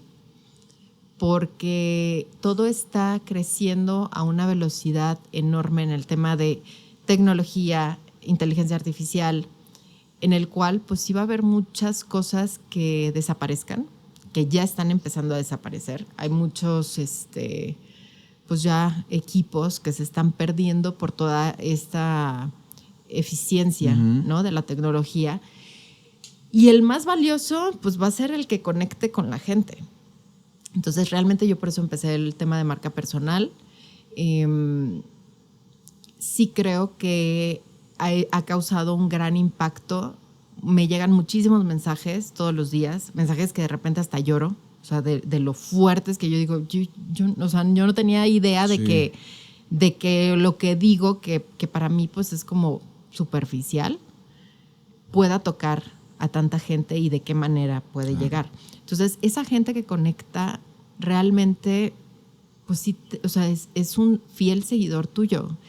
Y si tú puedes impactar a la gente de esa manera tan fuerte a través de una cámara y llegar a tantos lugares del mundo, porque yo, o sea, por ejemplo, ahorita yo tengo gente que me sigue de España, de Argentina, de Colombia, de Chile, de Perú, o sea, de muchos lugares del mundo que yo ni me pensaba, ¿no? Y me dicen, oye, es que ayúdame porque yo estoy en España, pero quiero invertir, pero ¿qué hago? Ay, ya metí una inteligencia artificial porque no puedo contestar tantos mensajes y de repente me pongo a leer todas las conversaciones y la inteligencia artificial también de repente me supera y yo, ¿por qué le contestó que sí que le voy a mandar opciones en España si yo no tengo? Ajá. No, o sea, eso sí lo tiene, pero por ejemplo le preguntan, oye, quiero buscar propiedades en Santiago de Chile. Ah, sí, cuéntame qué es lo que estás buscando. Y yo, no, yo no tengo en Santiago. Sí. O sea, sí me explico, de repente se sale de su prompt. Y yo, no, esto está... Pero también contesta de pronto cosas muy interesantes y la gente sigue conectando. Entonces sí creo que es muy importante el tema de las redes, pero creo que también a edades muy tempranas, no. O sea, creo que alguien que va a manejar el tema de redes sociales y tiene que tener una inteligencia emocional muy sólida, porque la gente a través de una pantalla es muy cruel. O sea, la gente se pone, o sea, cree que trae una barrera y entonces avienta todo lo que trae interno, ¿no? O sea, a mí me dejan unos mensajes de pronto que yo, o sea, con mis hijos, en los videos de mis hijos, de ojalá sean drogadictos cuando tengan 20 años y entonces, ¿qué dices? Oye, o sea, ¿qué estás pasando en tu vida para desearle a otra persona que sus hijos se conviertan en eso? ¿No? O sea, la sociedad realmente está pasando por cosas muy fuertes o está muy enojada con el mundo, no sé qué estén pasando. Y creo que a alguien que no está preparado psicológicamente para eso le puede afectar muchísimo. Totalmente. Entonces, sí, a mis hijos ahorita yo no les tengo, salen en mis videos, pero no tienen acceso a las redes sociales, no tienen acceso a ver los comentarios, no tienen acceso a muchas cosas porque no quiero yo dañarles, lo que te digo, trato de cuidar como su mente y creo que ahorita no están preparados para eso, pero sí creo que en cierto momento sí van a tener que hacerlo. Y como empresaria te ha generado, además de la conexión emocional, pero te ha generado pues realmente algo importante a nivel económico el tener tu comunidad. Sí. O sea, te digo, me llega gente, ahorita por ejemplo lo que estamos haciendo es empezar, primero vamos a lanzar el tema de la metodología que se llama Bimagnate, ya hay mucha gente que está ya en lista de espera para el lanzamiento. ¿Cuándo sale? A finales de junio. Perfecto. ¿Cómo lo pueden encontrar para que vayan a ahorita todavía, es que apenas vamos a empezar con todo el marketing para que ya empiecen a tener los accesos, pero eso va a ser o sea, todo junio va a ser pura promoción y finales de junio va a haber una sesión en Zoom y ahí ya se pueden inscribir. Ay, qué padre. Eso es lo que traemos ahorita como más cercano. Sin embargo, a la par, estamos trabajando cosas con la inmobiliaria. Llegan bastantes leads buscando asesoría financiera y asesoría de cómo invertir. Sí, justo cuando tienes el negocio en el mundo real, pues ahí ya las redes sociales te pueden ayudar. Pero cuando un joven, su business plan es abrir su cuenta de Instagram, es ahí donde dices, híjole. Yo cada vez le doy más importancia al mundo físico. Yo creo que el mundo de las redes sociales me sirvió mucho entrar en él, para entender que pues mucho es ficticio. Sí. O sea, realmente sí generas conexión real con muchas personas. No no con las suficientes, y también los algoritmos pues simplemente son agencias de publicidad, ¿no? O sea, el contenido que más alcance tiene no es el contenido que más conecta con las personas, sino el que más pauta tiene detrás. Entonces, como que entrar a este mundo me ayudó mucho a separarlo y decir, híjole, este mundo es otra cosa, el mundo físico sigue siendo el real y vale mucho más una recomendación de un cliente de verdad que una pauta en Facebook. Estaba viendo a un restaurantero que tiene restaurantes muy exitosos y dice, yo tengo una política de cero inversión en redes sociales. Dice, yo prefiero regalarle un postre a un cliente que ya está aquí que estar pagando miles de pesos en una campaña, de traer clientes nuevos que rara vez van a llegar. O sea, es raro que un restaurante saque clientes de Facebook. Dice, mejor voy a consentir y voy a invertir en el cliente que ya está sentado en mi mesa. Entonces, híjole, creo que me hizo reflexionar muchísimo sobre la importancia de el trato entre humanos, que sigue siendo igual de importante. Y creo que aunque parecería que la inteligencia artificial y las redes sociales van a llegar a arrasar con esto, mi pronóstico es que va a pasar exactamente lo contrario. De hecho, sí, o sea, cada vez va a ser más valorado el tener contacto físico con la gente, porque ya todo va a ser a través de inteligencia artificial, a través de redes y a través de, ¿no? Pero sí creo, o sea, yo sí creo que es al día de hoy una carta de presentación muy fuerte. Eso sí, 100%. Te da muchísima autoridad. Creo que, pues sí, o sea, yo, por ejemplo, al día de hoy no tengo absolutamente ni una pauta. O sea, todo ha sido 100% orgánico. De hecho, por eso tengo tanta gente de todas partes del mundo. No hemos hecho una sola pauta. Ya vamos a empezar con pauta ahora con lo del programa. A ver cómo nos va. Les va a ir muy bien. Pero sí creo, o sea, 100% creo que conforme pasen los años y también deje de estar este boom, ¿no? de toda la tecnología, va a ser mucho más cercano el que podamos estar platicando frente a frente con un café, el que podamos estar reunidos en una mesa, el que podamos hacer networking personal, ¿no? Porque ahora ya hasta el networking es a través de una pantalla. Sí. Entonces, o sea, es súper interesante cómo ha cambiado el mundo en ese aspecto.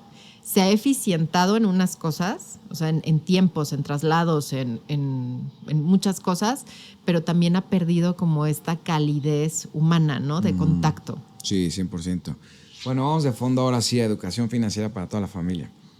No lo comentamos, pero ¿cómo podemos hablar de dinero con nuestros hijos? ¿Cómo quitarle ese tabú al dinero? ¿Cómo quitarnos el miedo como papás?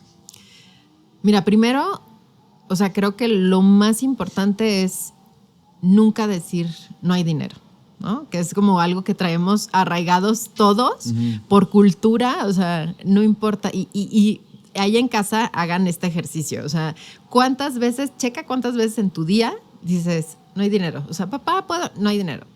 No hay dinero. O sea, no me alcanza, no traigo. Entonces, primero empezar a quitarnos ese tipo de cosas. Segunda, Y si en realidad no hay dinero, ¿qué hacemos? ¿Cómo podemos buscarlo? ¿Cómo podemos comprarlo? Piensa, ¿no? Pero ¿cómo le dices a tu hijo?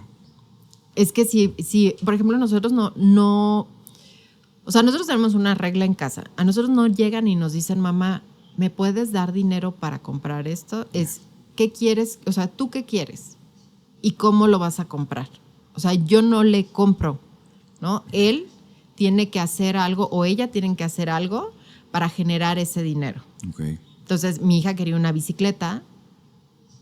¿Cómo? O sea, tú pones la mitad y yo pongo la otra mitad. ¿Cómo lo vas a lograr?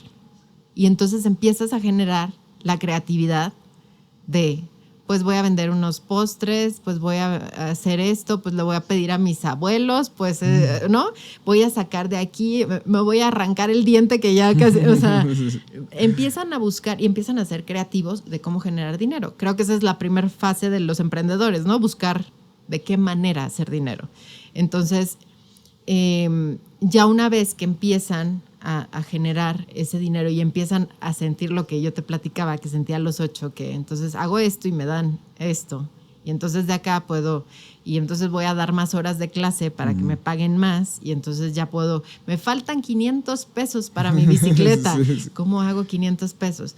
Entonces, ya una vez que empiezan a ver que el fruto de su esfuerzo empieza a generar, ahora sí, ganaste 500 pesos, puedes gastar esto, tienes que ahorrar esto, y de esto que ahorres vas a destinar tanto a reinversión o a inversión.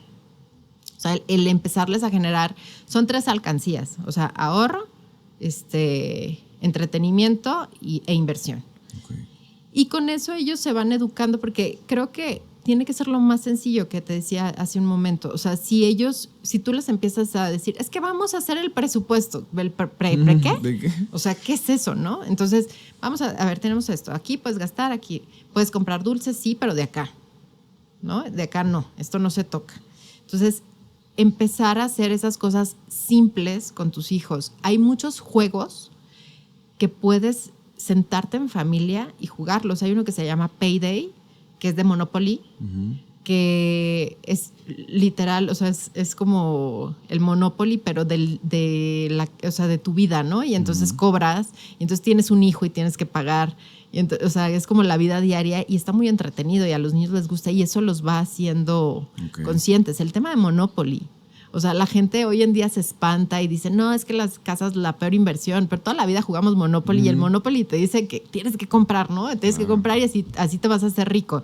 Y entonces un día compras casas, luego ya lo cambias hasta por un hotel y así. Esa es la vida. Entonces, el ir como hablando de esas cosas con ellos sin tabú, el que sepan el valor del dinero. O sea, no es el vámonos de viaje. Yo, por ejemplo, con mis hijos, David me dijo, quiero ir a Dubái, que ahorita está en stand-by porque ya está en guerra. Quiero ir a Dubái, compra tu boleto. O sea, ahorra y junta tu dinero y yo te pago el viaje. O sea, yo pago lo de allá, pero tú compra tu boleto. ¿Cuánto cuesta?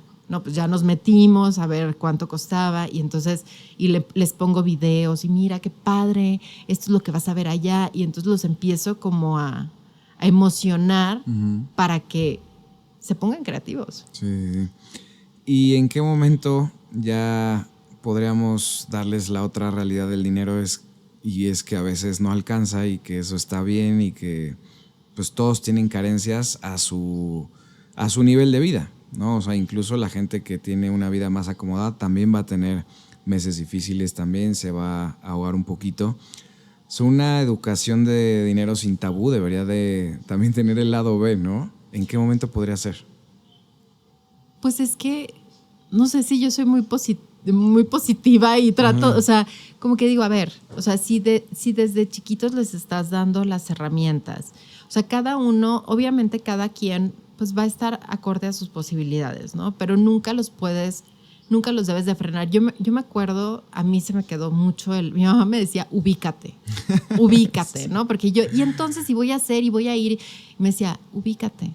Entonces, o sea, esa es una palabra que yo, o sea, escucho ubícate y ¿no? Sí. Hago cortocircuito de ubícate. Creo que yo me identifico con tu mamá. Creo que yo soy más ese tipo de, no solamente de esposo, sino de papá. O sea, sí trato de mantenernos todos muy aterrizados, ¿no? O sea, tampoco es que somos personas privilegiadas, pero nuestras posibilidades sí trato de mantener a mis hijas aterrizadas porque incluso a este nivel, pues es una vida muy, muy afortunada, ¿no? De pocas carencias y no quiero que pierdan el piso.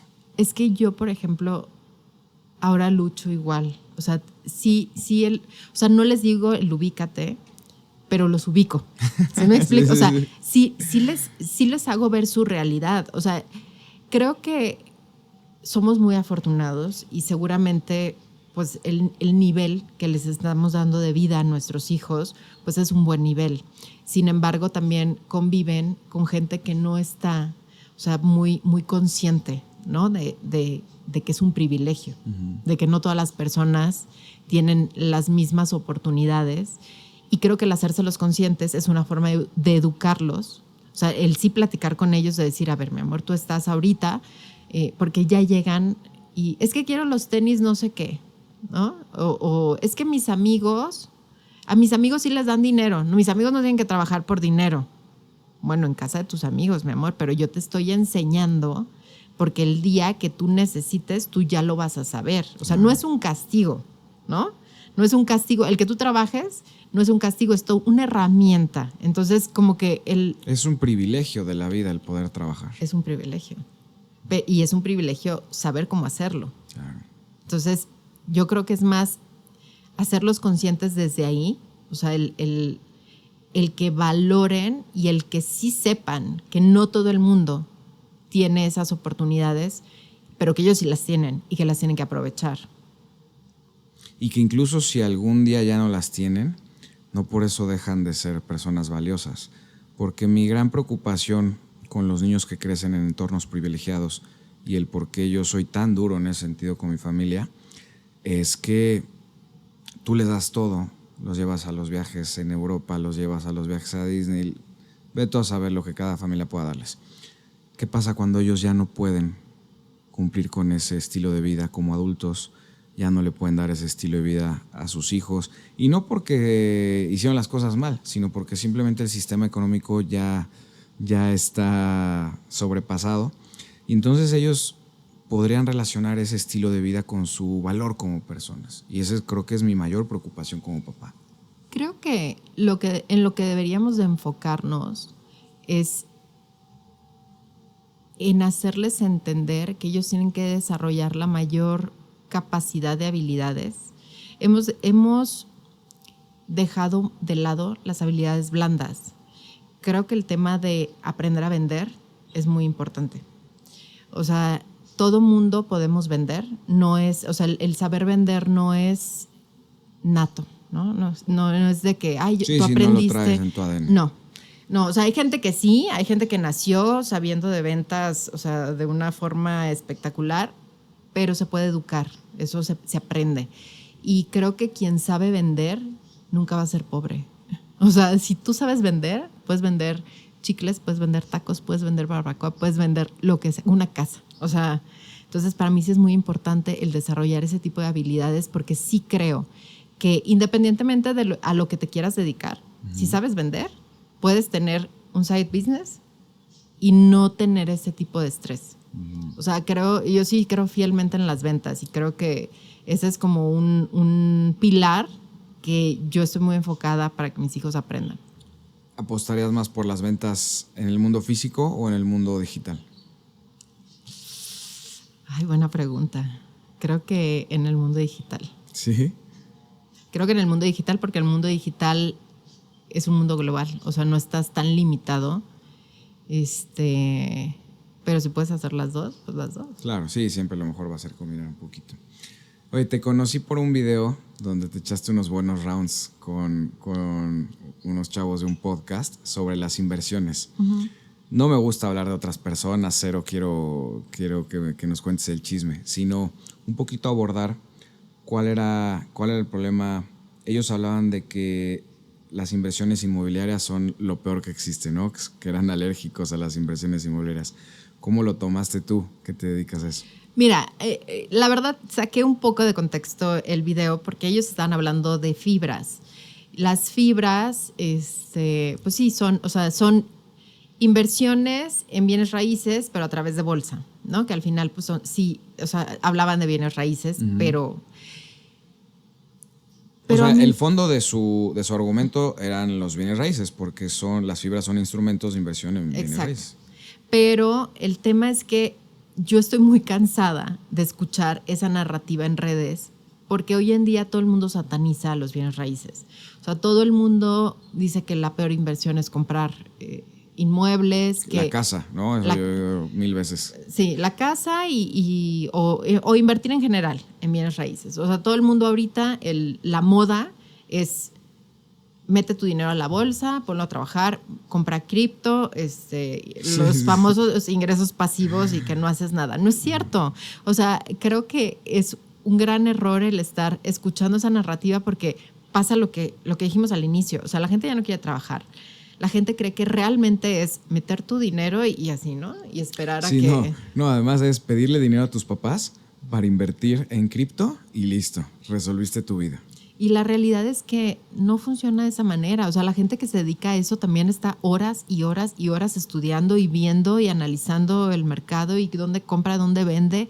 Y también muchas veces es un castillo de naipes, porque grandes inversionistas como Bernie Madoff resultaron ser completamente fraudulentos. Entonces también, híjole, yo creo que muchos de los problemas que estamos viviendo como sociedad vienen de la especulación en la bolsa, ¿no? Creo que debería estar mucho más regulado.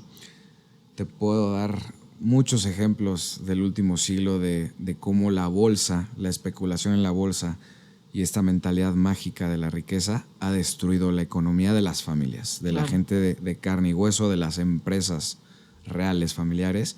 Entonces, yo me sumo a tu llamado porque ya el tema de inversiones, de la bolsa, de cripto, de invertir en grandes empresas, yo siempre le digo a las personas, yo no hago ese tipo de inversiones porque son lo que están destruyendo la sociedad moderna. Estas empresas agarran tu dinero y lo usan no solamente para vender más, sino muchas veces para atacar a la misma sociedad a través de ideologías muy peligrosas. O inviertes en una gran empresa y te pone una fábrica en tu colonia y empieza a contaminar el agua de tus ríos, o hace que el valor de tu propiedad se incremente muchísimo y ya no la puedas pagar. O sea, la gente no dimensiona lo que este jueguito de la bolsa está ocasionando en nuestra sociedad.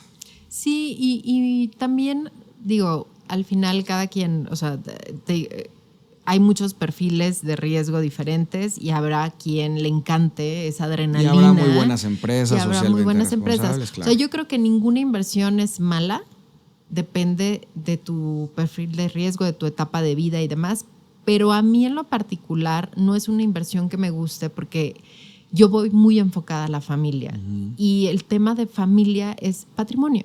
O sea, ¿qué queremos como padres? El dejarles el mejor legado a nuestros hijos, la escalera lo más alto posible que podamos, y creo que los bienes raíces son un vehículo en el cual pues es bastante estable, es a muy largo plazo, es un tema que siempre va para arriba. Digo, hay cosas, hay cosas, pero todo tiene ciclos. O sea, incluso ahorita que a lo mejor podamos decir Tulum, ¿no? Está pasando por un mal momento. Es un ciclo inmobiliario y en algún momento va a volver a subir. El tema es que hayas comprado hace poquito, antes de que se viniera para abajo, compraste caro y entonces ahorita no puedes vender y lo quieres vender y algo, ¿no? O traes una hipoteca alta. También hay que analizar muy bien, porque toda inversión tiene un riesgo. Toda inversión lleva un riesgo. Unos mayores, o sea, mayor ganancia, mayor riesgo, menor ganancia, menor riesgo. Entonces, sí tienes que analizar muy bien en dónde metes tu dinero, pero la realidad es que en general los bienes raíces son muy estables. Y por eso se llaman bienes raíces, porque son patrimoniales totalmente. O sea, no importa lo que pase, ahí va a estar tus ladrillos, ¿no? Ahí va a estar tu casita, ahí va a estar tu departamento, ahí va a estar tu terreno. ¿Qué condiciones se tienen que como dar para que una familia pueda optar por hacer ese tipo de inversión? Porque también pues, son inversiones considerables, ¿no? ¿Qué instrumentos hay? ¿En qué edad? ¿Qué condiciones de la familia? ¿Buscar hipoteca? ¿Tratar de ahorrar? ¿Cuál sería como tu escenario ideal para este tipo de inversiones? En las inversiones inmobiliarias hay muchísimos modelos de inversión, muchos. O sea, yo trato de hablarle a los jóvenes y decirles que tu etapa más verde, más bonita, más importante es cuando empiezas tu vida laboral y no tienes familia, ¿no? Y ahí es donde deberías de todo lo que estás ganando, invertirlo y tratar de multiplicarlo lo más rápido posible. Entonces, nosotros de repente tenemos proyectos, tratamos de buscar proyectos que sean muy accesibles a la gente, que tengan muy buenos esquemas de pago. Hay desarrolladores hoy en día que están manejando, haz de cuenta, traía unos departamentos donde dabas 70,000 pesos a la firma del contrato de compraventa, son unidades pequeñas, 70,000 pesos, firmabas el contrato, 24 meses para la entrega y durante esos 24 meses eran mensualidades de 7,000-8,000 pesos al mes. Y a la entrega ya tenías que liquidarlo, eran unidades de 2 millones. con crédito hipotecario o con recurso propio. Pero buscamos para los inversionistas que sean esos modelos en los cuales a lo mejor tu mensualidad, o sea, tu enganche no es tanto para descapitalizarte y tienes una mensualidad muy similar a lo que te podría quedar con un crédito hipotecario. Entonces, Y ya solo al cierre sí hay que ahí sí desembolsar. al cierre hay que sacar una hipoteca si no lo tienes completo, pero tienes 24 meses para ir dando pagos. O sea, no estás tan elevado en tus mensualidades, puedes ir medio adelantando o ahí sí meterlo a una inversión a plazo fijo que te esté generando algo de rendimiento para no dárselo todo al constructor y entonces a la entrega ya tratas de buscar que ahí sí podemos hacer, por ejemplo, el esquema de que tu renta sí pague tu hipoteca, porque son unidades pequeñas, están en una zona central donde a lo mejor la renta está en 15,000 pesos y entonces tú empiezas a tratar de adelantar un poquito de pagos para que tu hipoteca te quede en 15,000 pesos y entonces ya nada más lo único que pagas adicional son los mantenimientos, que en cierto momento va a llegar a un punto de equilibrio porque va a subir tu renta, pero tu hipoteca no, y va a empezar a bajar. Entonces, son ciertos modelos distintos. O, por ejemplo, un chavito que a lo mejor pues, puede comprar un terreno pequeñito a pagos y o sea, hay muchos esquemas, hay muchos esquemas. Entonces, sí, no es imposible, nada más es conocerlos. Claro. Oye, tienes un video que haces como ciertas distinciones entre familias ricas y familias pobres. ¿Podrías como que explicarnos la idea? Sí, o sea, ese video es más luego la gente se ofende porque dice, ¿cómo dices familia rica, familia pobre? Realmente es un tema mental, Sí, o sea, exacto, es de mentalidad. Es como hay familias que literal todo lo que entra lo gastan en experiencias. O sea, hablaba de ahora los boletos del mundial, ¿no? Sí, y qué entonces locura lo que cuesta, ¿no? están, o sea, y hay gente que los paga. Y hay gente que no tiene para comer y vende hasta el perro, o sea, empeña todo por un boleto. Sí. Entonces, ¿cómo hago alusión a la realidad contra lo que debería ser, ¿no? Entonces, eso es ¿Cuáles son como algunos puntos? Pues, por ejemplo, ahorita con el hot sale y como en lugar de estar gastando eso, pues deberías de estarlo guardando para una inversión futura. Como lo de los boletos y en lugar de eso, pues sí te puedes dar esos lujos, pero una vez que ya tienes algo que te está generando un activo. Entonces, la gente queremos el beneficio antes del proceso. ¿Cómo podemos educar a nuestros hijos en las inversiones? ¿Como un juego? ¿A qué edad? ¿Cómo sería ese proceso? Mira, yo creo que lo primero es empezar con lo de las alcancías. Que era una alcancía para el ahorro, otra para... Alcancía para el gastos, Ajá. o sea, entretenimiento, gastos, Ajá. ahorro e inversión. Inversión. Entonces, inversión, todo lo que salga de inversión va para que empiecen a vender postres, que empiecen o sea, que se les empiece a quitar el miedo a las ventas. Ok. ¿A qué edad? Pues pueden empezar. Yo a mis hijos los ponía, me acuerdo que como 3, 4 años, que aparte eran súper graciosos. Uh-huh. Yo les hacía baklava y entonces los hacíamos en bolsitas lindas y demás. Ellos pagaban toda la materia prima, me pagaban a mí y entonces ya se iban por todo el edificio a tocar puertas y ya tenían un pitch de ventas que se sabían. Somos DJ Corporation. Y entonces yo soy David y ella es Jackie y somos socios de una gran empresa. Y entonces tocaban las puertas y entonces ya les van comprando, unos les dicen que no, otros que sí, y así. Y entonces van perdiendo el miedo pues, al contacto físico. Hoy en día los chavos no quieren hacer ni una llamada. Sí, no, claro. O sea, les da terror agarrar el teléfono. Yo ahorita traigo un equipo de ventas que estoy capacitando porque de verdad todo el mundo te dice, sí soy vendedor, pero cuando les dices, ¿a cuántos leads llamaste? No, les mandé mensaje. Y no contestaron. O les marqué y me mandó buzón. Y ya no vuelven a hacer una llamada. Entonces, tenemos que regresar al contacto. Sí, la infancia es el momento perfecto para no solamente enseñarles esas habilidades, sino también enseñarlos del emprendimiento hecho de la manera correcta. Claro. O sea, con ética. Para mí creo que la lección más importante y en ese sentido, si solo pudiera darle una lección a mis hijas, o sea, darles una lección, la atención al cliente. O sea, todo lo demás se puede sacrificar. O sea, de verdad, regresando a los restaurantes, te pueden perdonar una mala comida. Te pueden perdonar hasta un mal precio, pero no te pueden perdonar una mala atención. O sea, Claro. hay muchos restaurantes que de hecho viven de una atención extraordinaria a los clientes y a lo mejor son restaurantes que costo-beneficio no lo dan, pero la atención al cliente es extraordinaria. Y en cambio hay muchos restaurantes, ahorita que está de moda abrir restaurantes como más hippies, como más de autor, ves esta arrogancia constante en el, no es que yo estudié en Suiza y trabajé para tal, mi comida es extraordinaria y mis precios tienen que ser altísimos. Y la atención al cliente, cero, ¿no? O sea, hasta creen que te están haciendo un favor por recibirte. No hay reservación hasta las 8 de la noche. Y claro, el otro día estaba platicando que el cementerio de los negocios está lleno de negocios de moda. O sea, hacer un negocio de moda, eso fácil, o sea, de verdad no se requiere mucho talento. Ya estar ahí década tras década es lo que separa a los grandes negocios y todos tienen en común la atención al cliente. Y también la ética de trabajo, porque me pasó hace poquito, estábamos en Acapulco y había unas niñas como ya grandes, como de 8 o 10 años, y estaban arrancando los cuadritos de la alberca.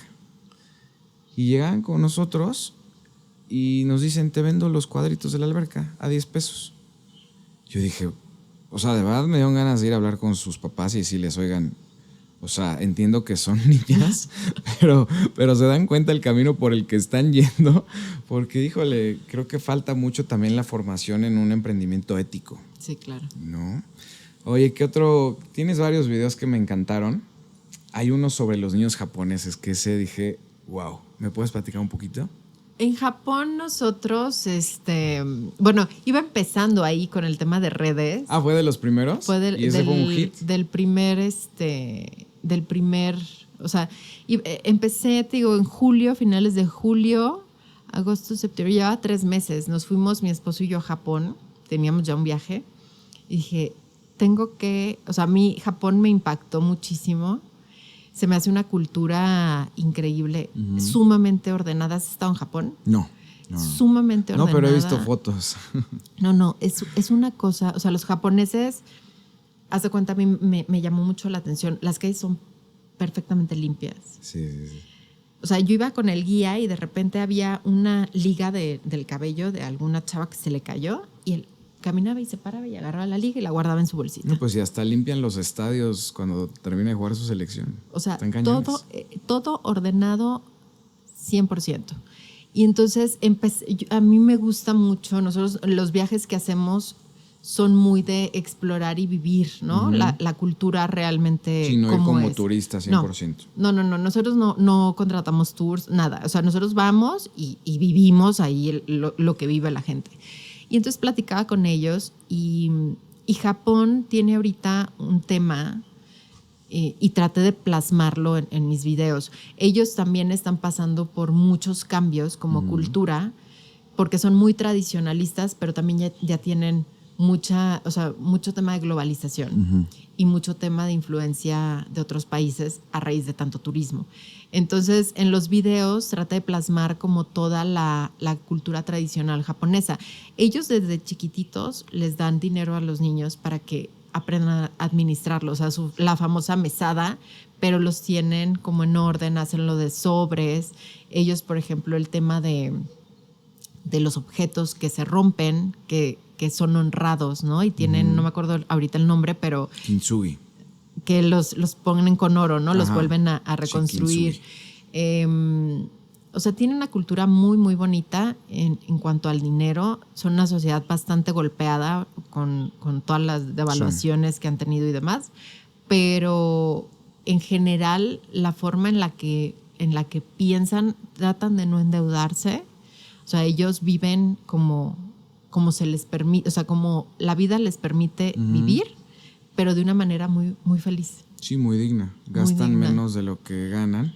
Y esa creo que es la lección más importante y creo que la que menos se sigue pues no diría en México, yo creo que en todo el mundo occidental. O sea, esta cultura del consumismo es la que nos enseña a gastar. Ahora, ojo, más de lo que tenemos. hay de todo, ¿eh? Hay de todo y está el que va y llega con sus camionetas y guaruras y todo. Pero seguramente a la mentalidad japonesa sí le da perfectamente para eso. Estaba leyendo el otro día de Michael Jordan, que hacía rondas de golf y apostaba creo que $50,000. Y llegó un cuate y dijo, oye, ¿cómo es posible que esté gastándose eso? Es una locura, es muchísimo dinero. Y dice, bueno, sí, para ti es mucho dinero, pero para él no. O sea, si está dentro de sus posibilidades, es irresponsable, te podrá gustar o no, pero no está tomando una decisión financiera equivocada acorde a sus ingresos. Claro. No, y sabes que el otro día me decía un amigo que él también tiene muchísimo dinero, pero es sumamente cuidadoso con su dinero. Y dice, yo podría apostar y yo podría hacer y yo podría irme de viaje y despilfarrar, pero yo siempre pienso que cada peso que gasto de más, o sea, que sí estoy desperdiciando, es un peso menos que le voy a dejar a mis hijos. O sea, como que él se limita con eso, ¿no? Como me encanta. Él tiene su orden porque dice, o sea, realmente él podría llegar y pasar, ¿no? Uh-huh. Y es como su límite es consciente porque cada peso que gasta de más es un peso menos que le deja a sus hijos. Oye, y a ver, eso me lleva a mi siguiente pregunta. ¿Realmente la riqueza económica se puede heredar?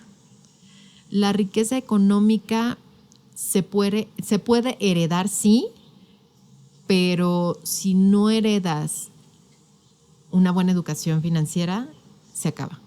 Uh-huh. Y hemos visto N cantidad de casos donde herencias enormes se las gastan. Sí, yo diría que esa parte sí, o sea, riqueza económica de manera sencilla, sí, o sea, puedes heredarles millones a tus hijos, propiedades. Lo que creo que no se puede heredar es la libertad financiera, porque incluso si te dejan una mega herencia, si no tienes esas capacidades de administrarla correctamente, la vas a perder. O sea, y el dinero, o sea, gran parte de los golpes, un golpe de realidad muy importante del dinero es darte cuenta cómo desaparece, ¿no? O sea, si no crece, desaparece. El dinero honra a quien sabe cómo usarlo, a quien sabe usarlo como herramienta. Exacto. Si no sabes usarlo, así como llega, se va. Uh-huh.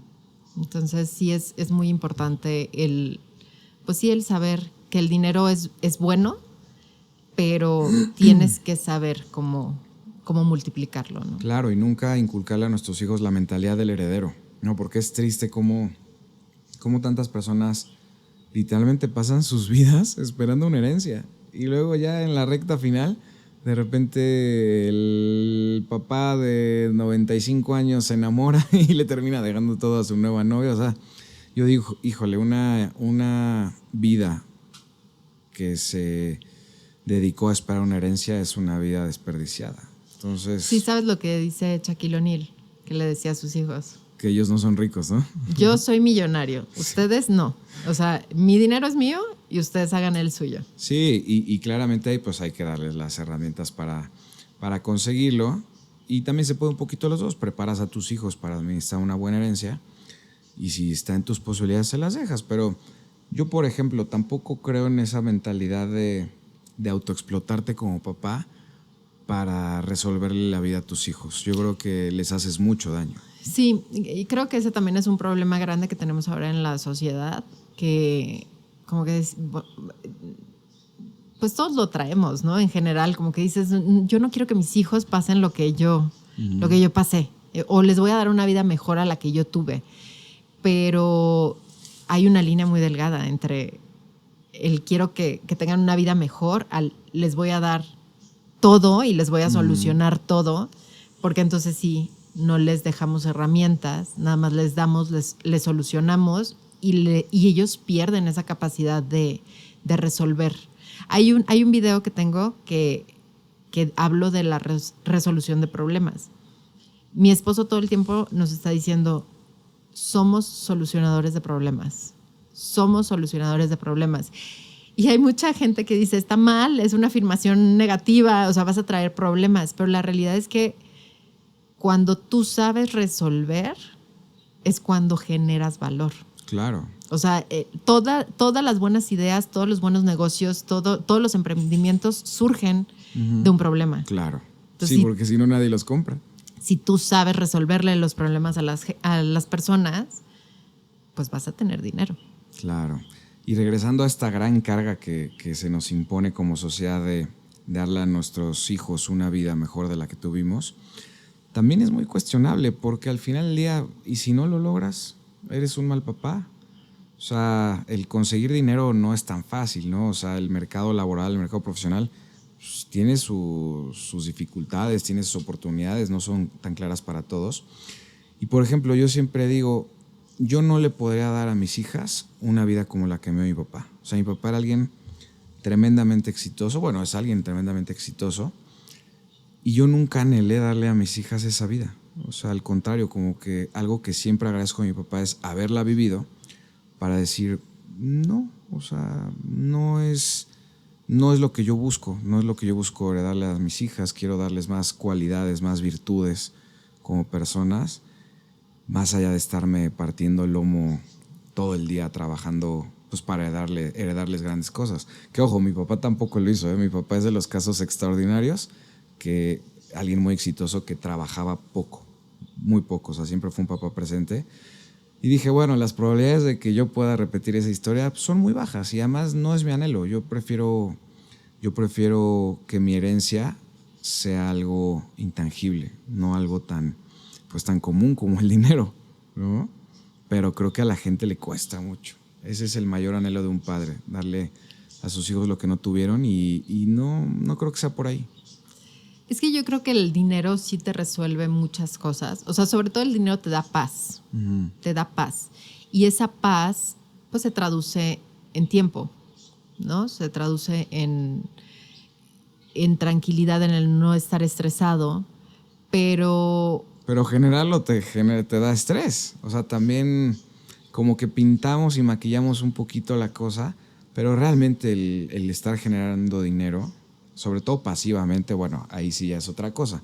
Ya estás hablando a lo mejor a los 50, bueno, ya estás generando pero el salir a buscar dinero, de cierta manera, te estresa, ¿no? Yo tenía, fíjate, una chica que trabajaba conmigo de servicio que vivía en un pueblito y siempre me acuerdo mucho de ella porque llegaba los lunes y hasta me traía para hacer tortillas y todo, era lindísima. Siempre estaba con una súper buena actitud. Y ella, cuando llegó a trabajar conmigo, llevaba 3 meses sin trabajar. Okay. Y el esposo sin trabajar. O sea, no tenían una sola fuente de ingresos, pero no estaba ni estresada ni triste. Ella tenía su gallinita, o sea, comían todos los días, comían bien. O sea, ella estaba contenta y me acuerdo mucho de eso porque sí lo asocio. O sea, sí hoy en día todo el tema de que te bombardean las redes sociales con el avión, con el viaje, con tus expectativas de vida son mayores. Pero realmente volvemos a lo mismo. Mientras tú tengas lo que necesitas y con un orden y pases tiempo, o sea, tengas tiempo para ti, para tu familia, pues realmente ese es el verdadero lujo. Sí, totalmente de acuerdo, pero qué difícil, ¿no? Porque hoy en día los chavos ven las redes sociales que casi si no logras esa vida que te está plasmando alguien que rentó un avión, o sea, porque muchas veces ni siquiera es real, todo es una pantalla, pero se creen que están fracasando si no consiguen algo así. Entonces, como papás tenemos que estar muy, muy alerta. ¿Cuál dirías que son esos focos rojos en los influencers que digas, híjole, yo no dejaría que lo sigan mis hijos? O sea, no me digas personas, sino focos rojos, actitudes. Pues justo el tema de trading. O sea, yo no dejaría que mis hijos estuvieran... Digo, intentaría, ¿no? Porque tampoco es que puedas controlarlo, pero... porque para mí el trading es una apuesta. Y al final, pues es un tema, o sea, de juego, ¿no? De adrenalina, que genera una adicción. Sí. Entonces creo que ahorita estaba el otro día en una conferencia que decían que el problema más fuerte que traen los adolescentes hoy en día es el tema de las apuestas, apuestas en línea. Sí, O sea, es un vicio, la ludopatía, que está atacando a los jóvenes de 15 a 20 y tantos años. Sí. Y endeudados hasta el cuello, y una de las causas más grandes de suicidio. Sí. Porque de repente ya están embebidos en el juego y ya perdieron dinero, ya robaron las tarjetas, ya hicieron mil cosas para seguir jugando. Y es un casino disfrazado, porque además ellos están trabajando, están generando, están invirtiendo. No, están jugando a la ruleta con otro nombre. Entonces, híjole, sí, totalmente. ¿Algún otro foco? Yo creo que también algo tipo lifestyle, o sea, aviones. Yo aviones digo adiós. No creo que me vas a hacer. Aviones, relojes, bolsas, o sea, todo este tema que es de... O sea, oye, que se entrevistan a sí mismos. Me salió uno justo que está un cuate de Colombia y dice, bueno, lo está entrevistando una señorita que claramente la contrataron para eso. Señor, yo siempre lo veo con relojes muy caros. ¿Por qué es eso? Y ya llegaron al punto que hasta te montan como un escenario de televisión. O sea, parece que lo está entrevistando una televisora y son ellos mismos queriendo vender esta idea de la riqueza que yo digo, wow, o sea, de verdad, qué bajo han caído. Sí. No, y alguien que no está, o sea, que no tiene tan desarrollado el tema de la inteligencia emocional. O sea, si empiezas a caer en el yo, ¿por qué no? Claro. Es más, cualquier joven, ¿no? O sea, por la simple edad, tendría que ser un joven muy preparado por sus papás que le diga, hija, hijo, esto es una fantasía, aguas, porque fuera de eso todos los jóvenes van a caer ahí, ¿no? Claro. No, y al final, o sea, todo eso lo que hace es que los jóvenes salen de su primer sueldo, ¿qué haces? Te compras el carro, o te compras el reloj, o te compras la bolsa, o te compras y no tienes, o sea, realmente lo que deberías de estar haciendo ahí es estar invirtiéndolo en algo que te genere activos. Claro. Sí, la educación que tú les das está orientada a la inversión, no a esta riqueza falsa y porque te lo compras tonta. Y ya, o sea, es dopamina. Claro. ¿No? Ese momento en el que vas y pagas y te entregan y a los 3, 4 horas, pues ya, o a lo mejor a los 5 días, ¿no? Ya perdió esa emoción y entonces ahora quieres lo siguiente, ¿no? Quieres el otro reloj, o quieres la otra bolsa, o quieres... Sí. Oye, ya para empezar el cierre, quiero reforzar un punto sobre el tema del dinero, ¿no? Porque sí, o sea, jamás hay que satanizarlo, jamás hay que glorificarlo, o sea, todo en su justa medida. Pero creo que una de las mayores preocupaciones que deberían de tener las familias económicamente muy privilegiadas es que el dinero sirve para tapar muchos huecos emocionales. O sea, el dinero maquilla muy bien la realidad de una familia, los vínculos, los lazos, los tratos. O sea, hay como que este estereotipo que no es del todo falso de esta familia que pues sí están cenando langosta en su mansión con 25 personas de personal, pero no hay un vínculo real entre ellos. Y el dinero te tapa eso. O sea, el dinero sí te da muchas satisfacciones inmediatas que te hace perder de vista lo que realmente te está faltando en tu día a día. Entonces, hay que tener mucho cuidado en ese sentido. Yo creo que está como muy relacionado a la familia rica es mala, ¿no? Pero más bien creo que a lo mejor ahí lo que está sucediendo en muchas familias que tienen muchísimo dinero o mucho privilegio es que no existe este balance en el cual dejas de trabajar tanto para atender a tu familia. Entonces creo que ese es el gap que existe. Claro. Creo que sí debe de haber un equilibrio. Creo que el dinero debe de servir para tener más tiempo con tu familia. O sea, por eso al final la libertad financiera es tener ingresos pasivos, ¿no? Para que te dé más tiempo y puedas aprovechar esos momentos que realmente son los que importan. Claro. El poder a lo mejor estar en el restaurante cenando con tu familia, pero realmente estar.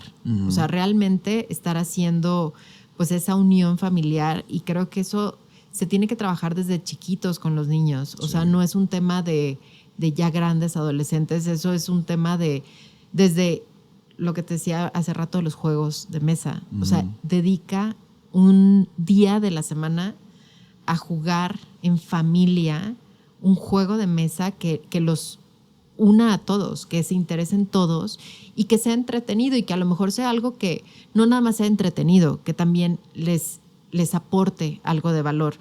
Nosotros ahorita estamos empezando a jugar Cash Flow con los niños. Es muy difícil. O sea, es muy difícil jugarlo. Está impactante. Si lo puedes comprar, cómpralo. Sí, es muy difícil entenderlo como adulto, pero es el juego. O sea, si tú entiendes Cash Flow, entiendes el dinero. Entonces, con los niños es muy difícil porque es muy largo y es complejo. Pero ahora ya estamos, por ejemplo, hacemos ya equipos. Entonces, un niño va con uno y el otro niño. Y entonces son, pues, mamá y papá, mamá e hija contra papá e hijo, o mamá e hijo contra. Y entonces empezamos a jugar y empezamos a interesarlos y hasta donde pueden. Pero ese tipo de cosas empieza a unir. Hay otro, por ejemplo, el de... Y además la forma más poderosa de aprender para un niño es jugando. Es jugando.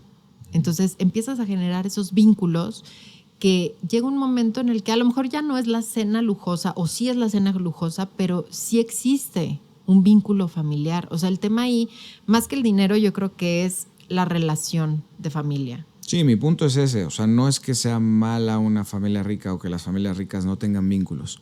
A lo que voy es que el dinero sirve para tapar esos huecos que hay. O sea, el dinero muchas veces impide ver que falta el vínculo, que falta tiempo, que falta amor, que falta... Es que es un recurso muy fácil en el cual a lo mejor alguien que no está dando ese tiempo, con dinero cree que puede solventar eso, ¿no? Exactamente. Y entonces es cuando de pronto ya tus hijos adolescentes te reclaman el que nunca estuviste conmigo, el que... O te reclaman solo más dinero.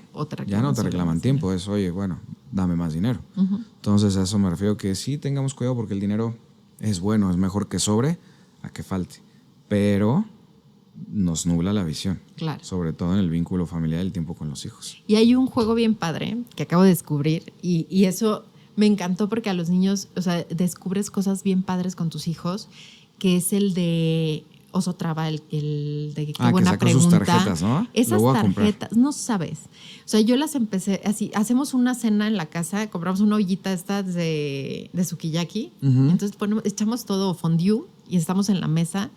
Y entonces estamos cenando y cada quien va sacando la tarjetita y entonces le tiene que preguntar al de al lado lo que viene en la tarjeta. Son preguntas muy profundas. Okay. Y entonces, no sabes, o sea, de repente hay cosas que los hijos no te cuentan porque pues no se da el día a día, no sé. Y entonces son esas preguntas profundas que ellos empiezan como a analizarse y de repente otro levanta la mano, yo quiero contestar. Y entonces empiezas a descubrir cosas de ellos muy interesantes. O sea, de cosas que les pasan en la escuela, porque de repente, ¿cuál ha sido la persona que más te ha marcado emocionalmente? O sea, y entonces, no, es que el otro día mi amiga me dijo que no sé qué, que normalmente llegan de la escuela y tú les preguntas, ¿cómo te fue en la escuela? Bien. ¿Con quién comiste? No, pues con tal. O sea, como que no profundizan tanto y con esas tarjetas a nosotros nos ha ayudado a conocerlos más desde lo profundo. Y media hora después todos llorando, ¿no? Sí, no, y no quieren parar. O sea, está muy entretenido porque nosotros ya les tenemos que decir, no, ya. O sea, 5 preguntas y ya, porque hay que dejar algo para la siguiente. Claro. ¿No? Porque si no se acabaría en el juego. Pero está muy interesante para unir a la familia. Perfecto. Pues bueno, antes de despedirnos, vamos a la recomendación de libros, pero recuérdanos dónde encontrar tu ¿qué va a ser? ¿Como un curso, un taller? Sí, es un taller, es un programa, dura 7 semanas, son 5 escalones. Okay. Bien, está muy bien estructurado, está muy interesante. Más adelante ya voy a empezar a sacar pues, de qué vamos a hablar, pero a grosso modo es cómo salir, yo le llamo el dormiverso. O sea, cómo salir del dormiverso y llegar a la corona patrimonial. Ok, perfecto. ¿Y tus redes sociales, nos recuerdas? @bere.invierte. Ok, perfecto. Pues bueno, ¿quieres empezar? Pues mira, traía más, pero venía y se me quedó. No los encontré ahorita en la camioneta, pero a ver, les traigo es Pedro y la magia del Ajá, pensamiento. a ver si Acá quieres acá. en esta cámara.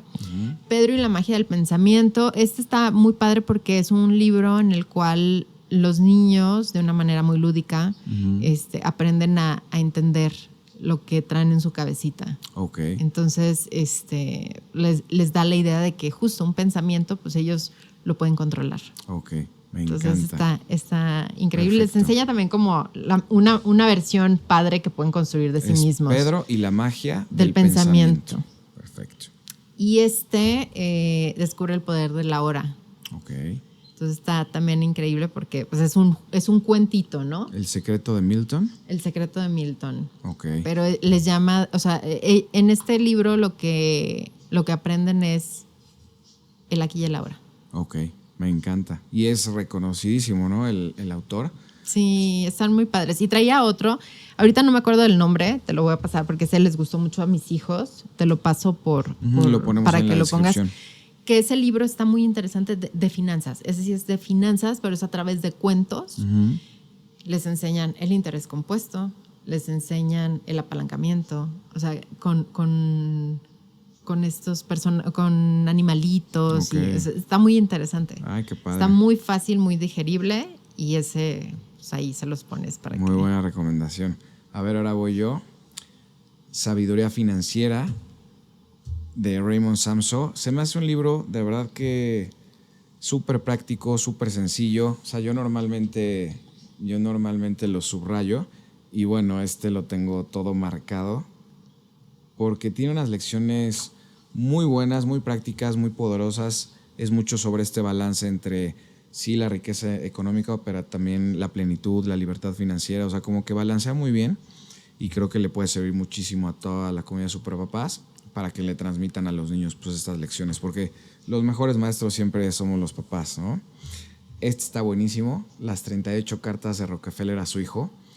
Son pues mucha sabiduría financiera también, el rol de pues, uno de los hombres más importantes de la época y cómo trataba de mantener a su hijo con los pies en la tierra, cómo lo enseñaba a tratar con personas que lo despreciaran, ¿no? O sea, si alguien te trata mal en un negocio, no reacciones. O sea, muy, muy valioso como de estrategia, ¿no? Sobre todo para los que quieren llevar a sus hijos por el camino de empresarios, muy bueno.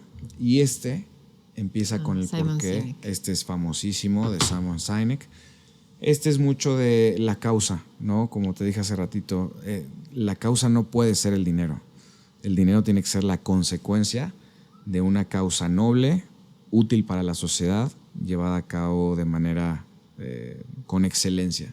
Entonces, creo que puede ayudar a muchos a buscar esa verdadera motivación detrás del emprendimiento, porque si te avientas como emprendedor por el dinero, te va a ser una gran decepción, ¿no? O sea, esa no es la realidad del emprendimiento. Son muchos años de picar piedra, son muchos días muy difíciles de quererte rendir, pero cuando hay una causa realmente profunda, cuando estás seguro de que lo que estás haciendo va a traer un beneficio no solamente a tu vida y a la de tu familia, sino a la sociedad, pues solo así puedes aguantar los embates, porque si no, renuncias, ¿no? Sí, yo creo que tienes que encontrar tu propósito y a veces el propósito llega ya grande. O sea, uno va por la vida buscando y buscando y buscando hasta que de repente haces clic. Sí, de hecho, sí, yo creo que debe ser estadísticamente muy poco probable que tu propósito llegue en los 20s, porque pues el cerebro se está desarrollando. Y aspectos tan importantes como el servicio a los demás, la empatía, el perdón, la reciprocidad, son sistemas complejos del cerebro que llegan ya 25 en adelante. Entonces es lo más común. Pues qué gusto haber compartido contigo este podcast. No, me voy muy contenta. Qué bueno, pues muchísimas gracias a ti. Espero que nos veamos pronto y mucha suerte en tus futuros proyectos. Gracias. Gracias por acompañarnos en esta gran plática y por compartir nuestros valores. Antes de irnos, quiero pedirte un pequeño favor. Ayúdanos a llegar a más superpapás compartiendo este episodio, suscribiéndote al canal, dejando un like, un comentario o una reseña. Eso nos ayuda muchísimo. Y para cerrar, recuerda esta gran frase de la Madre Teresa. Si quieres cambiar el mundo, ve a tu casa y ama a tu familia. Nos vemos en el próximo episodio.